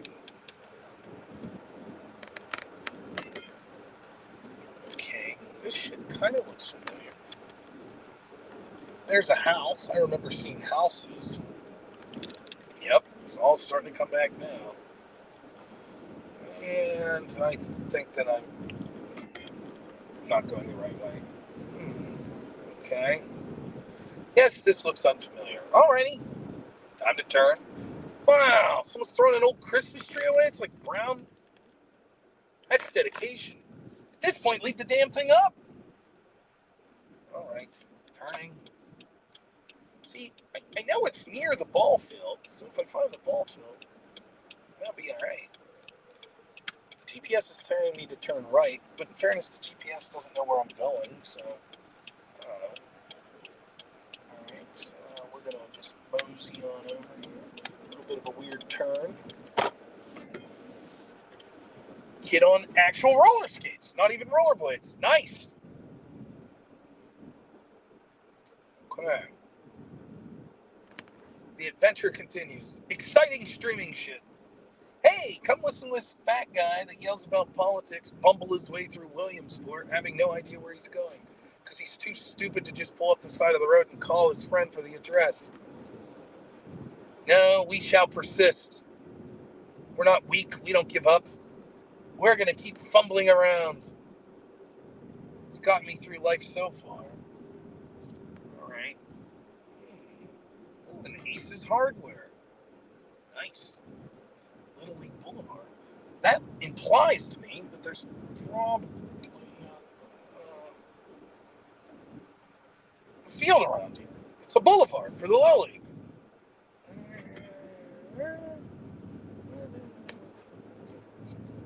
What's this telling me to do? Okay. Yellow light, 4th Street. I'm guessing that the next street will be 3rd Street. Oh, there's a Masonic Lodge. People be giving me shit again. Let's see. Clam bake. Oh, no. I'm not going to buy Modelo's. One way. Okay, I can't go left. Right. I have a feeling that what's going to happen is I'm going to be told, like, no, dumbass, you don't get off at the Williamsport exit. You go one exit before or after. We're in the little suburb, and I'm going to be like, oh. But I'm not giving up. I'm going to keep fumbling around here. We might stumble into something. I don't know. Let's get over here. I'm gonna do this. We're going. Okay. Wow, none of this looks remotely familiar. I feel like I've never seen any of this in my life. So that sucks. Let's, well, oh boy. Now I'm getting back on 220 North. That sounds like a mistake.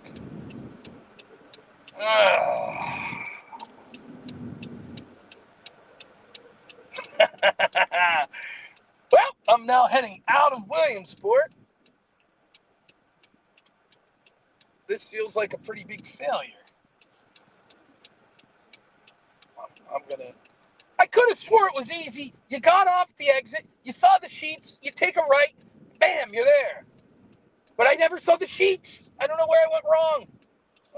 Yellow arrow, we'll stop. Guy behind me pissed. He thinks I should have went in the yellow arrow. Sorry, buddy, I'm flustered. I don't know where I'm going. Well, shit. Oh, wow, look at that car. It's like an old Torino. Nice. Okay. Now we're waiting in traffic. I'm actually on the same road that brought me here, heading the opposite way. So weirdly enough, I'm heading home. So then I'm going to have to find a way to turn back around. But I see no other options. I feel like I'm stuck on this road. So here we go. Back on 220. We're doing it. I feel like if my wife was here, she would have taken care of this. All right.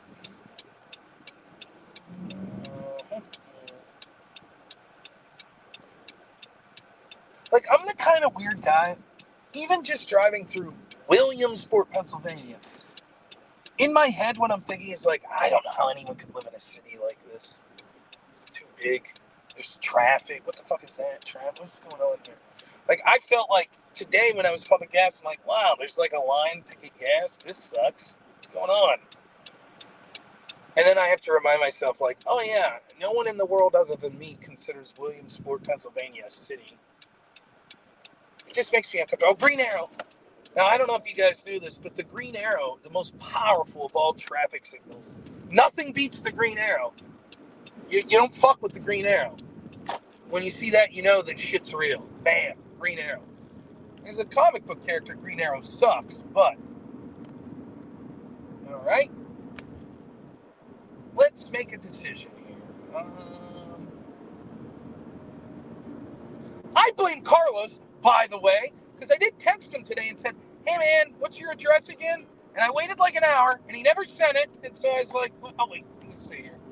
And so I came to the conclusion that I was just going to head to Williamsport, and it would work itself out. And so far, that has failed. I did come to Williamsport. All right. Let's get off at this exit. Why not? See what happens here. I'm going to have to. Everybody's aware that this only ends when I end the stream and I call this too, right? Like, we are aware of that. I assume people were still listening. I could be wrong. If you're still listening, everybody knows that the way this fucking ends is that I eventually pull over and I'm like, Carlos, what's your fucking address? I gotta put it into the GPS. Everybody gets that, right? And yet, still I persist. Like, somehow magically I'm gonna hit one road and be like, oh, there it is. Yep, that's what I was looking for. Now I'm entering the town of Faxon. All right, here we go.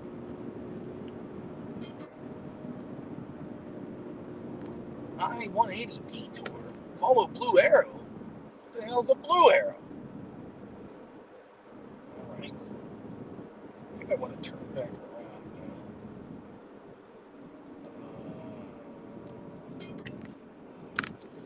All right. Here we go. All right. Left turn. Got it. I don't know if, like, I assume that my wife's probably texting me, like, what the fuck are you doing? Well, my phone just keeps beeping. Yes, I hear you, phone. Uh-oh. Ambulance. It's cruising.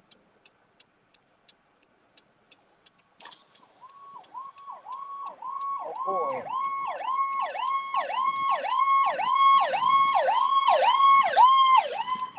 Wow. Life's so weird, man. Like, I just got done bragging about how nothing beats the green arrow. But you know what beats the green arrow? The ambulance. Because I just had a green arrow, but you can't go. The ambulance is coming. I never even thought of it. Just like that. Wow. It only took like half a second for me to be proven wrong. Unbelievable. All right. Getting close to giving up here. One last try. Oh, that place looks fun. Also, it'd be real funny if Carlos is watching this stream. Like, what are you doing? Yeah, one more try here. And then I'm going to pull off. It feels like a pretty big failure. I assume people are donating huge amounts of money for this amazing content that you are all receiving. It just feels like a failure to fucking give up. I'm just saying.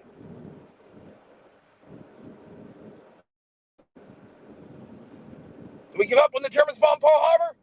No! When they don't get tough, the tough get going. Who's with me? Where's the spirit? Where's the guts? This could have been the greatest night of our lives. You're gonna let it be the worst. I haven't watched Animal House in so many years. All right. 0.6 miles, take a right. Got it. Okay. Little Lake Museum. Okay. Bing, bing.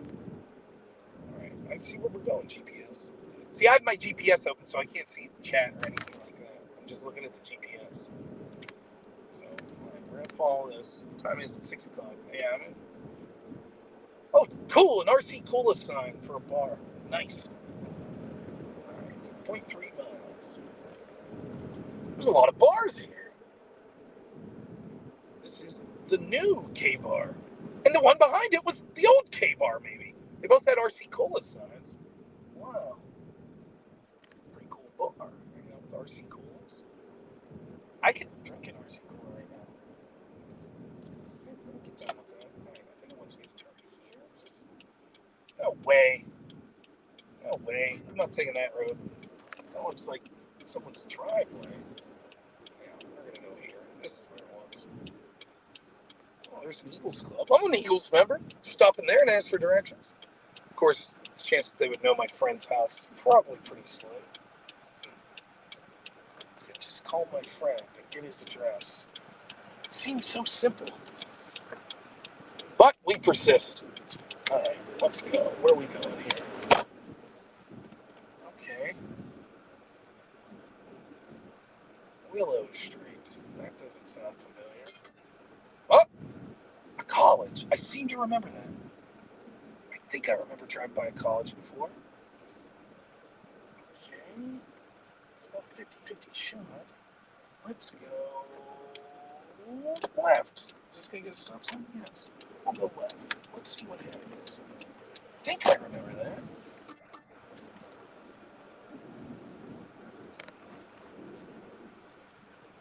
I should have just... What if I just wind down my window and ask someone like, hey, do you know where Sheets is? Real quick, like at a stoplight. And they'll be like, yeah, 2 roads, turn right. Then I'll get to the Sheets and I'll be like, okay, now I kind of know where I'm at. That could work.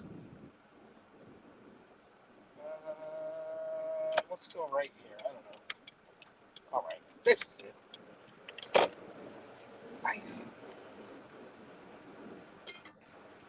Okay. I'm not proud of myself, but I'm pulling into this parking lot and I'm going to figure out what's going on.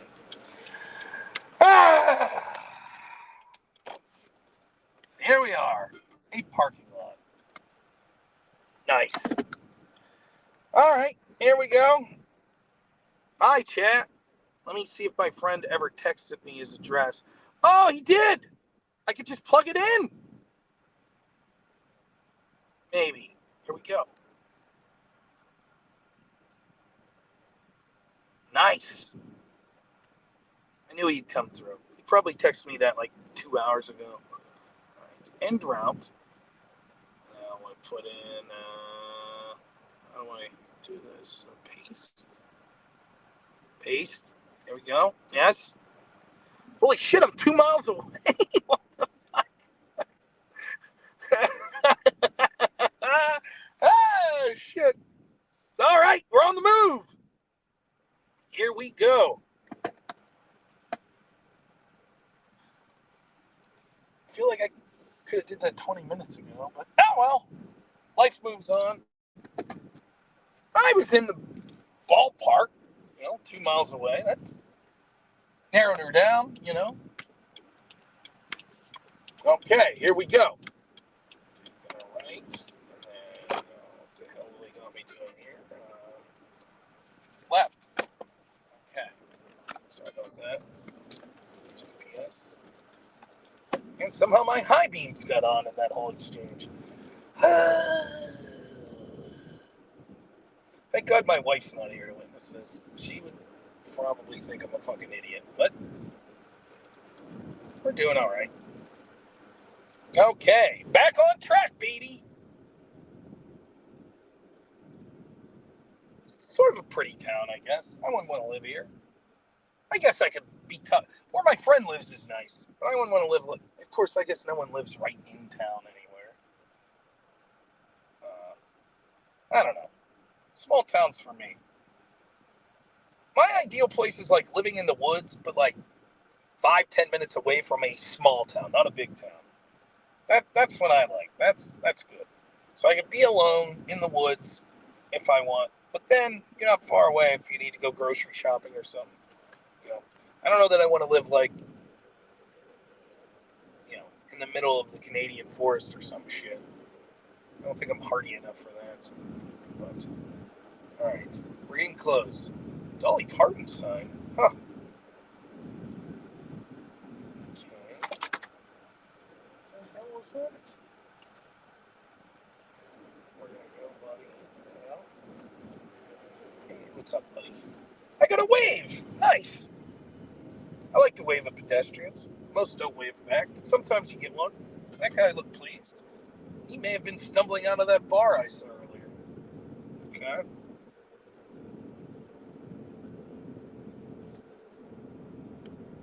Okay, let's see. We're moving.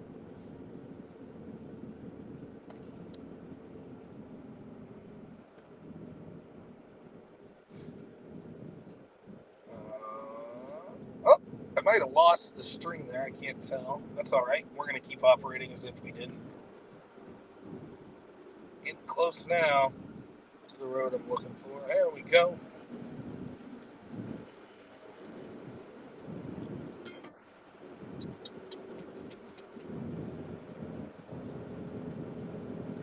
How the hell I missed this?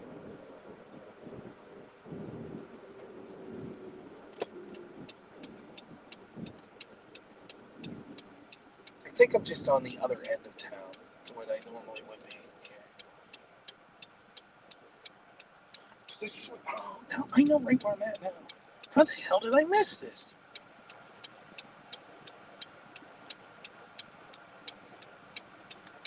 Okay.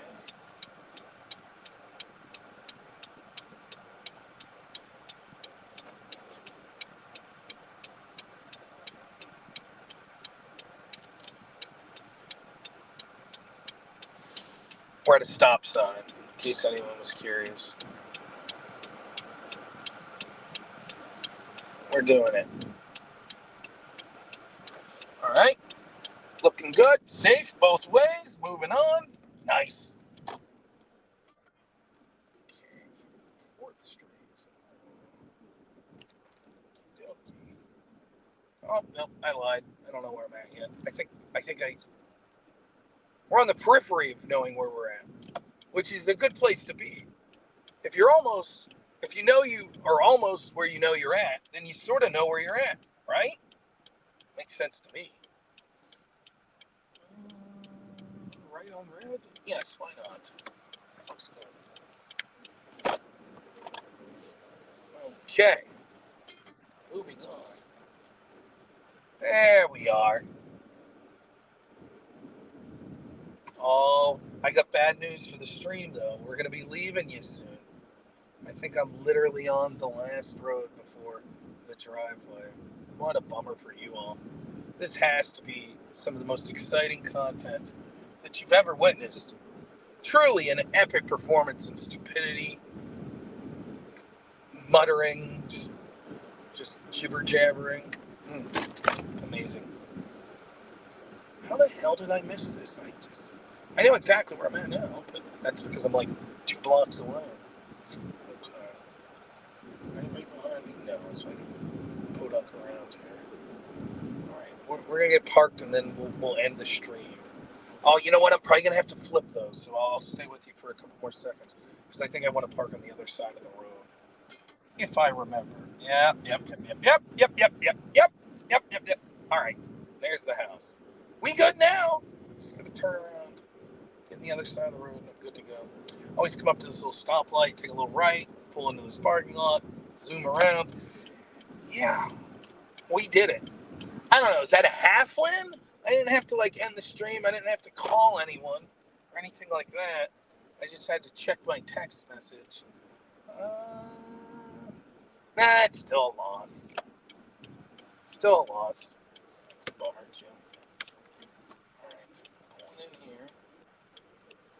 this fancy place with several central air conditioning units. Wow, pretty fancy. Turn around. Somehow it claims it's gotten hotter. It claims it's 90 degrees. Jeez Louise. Thank goodness I got my air conditioning fixed here in my wife's car, and this would have been quite the sweaty ride. Okay. Moving on.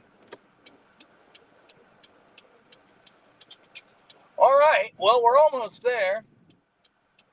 I hope my friend Carlos wasn't watching because he's going to know I'm an idiot. I would be like, yeah, I found the place, no problem. That's what I'm going to tell him. Yep, of course. Been here a million times. I didn't get lost like an idiot. Anyways, if you enjoyed the stream or if you hated it, please consider donating some money. I would be mucho happy for that. We're going to do this stream again tomorrow night. I don't know what time exactly that'll start. It will be late in the evening, though, I assure you. So, not so sure that it'll be much different than the stream today.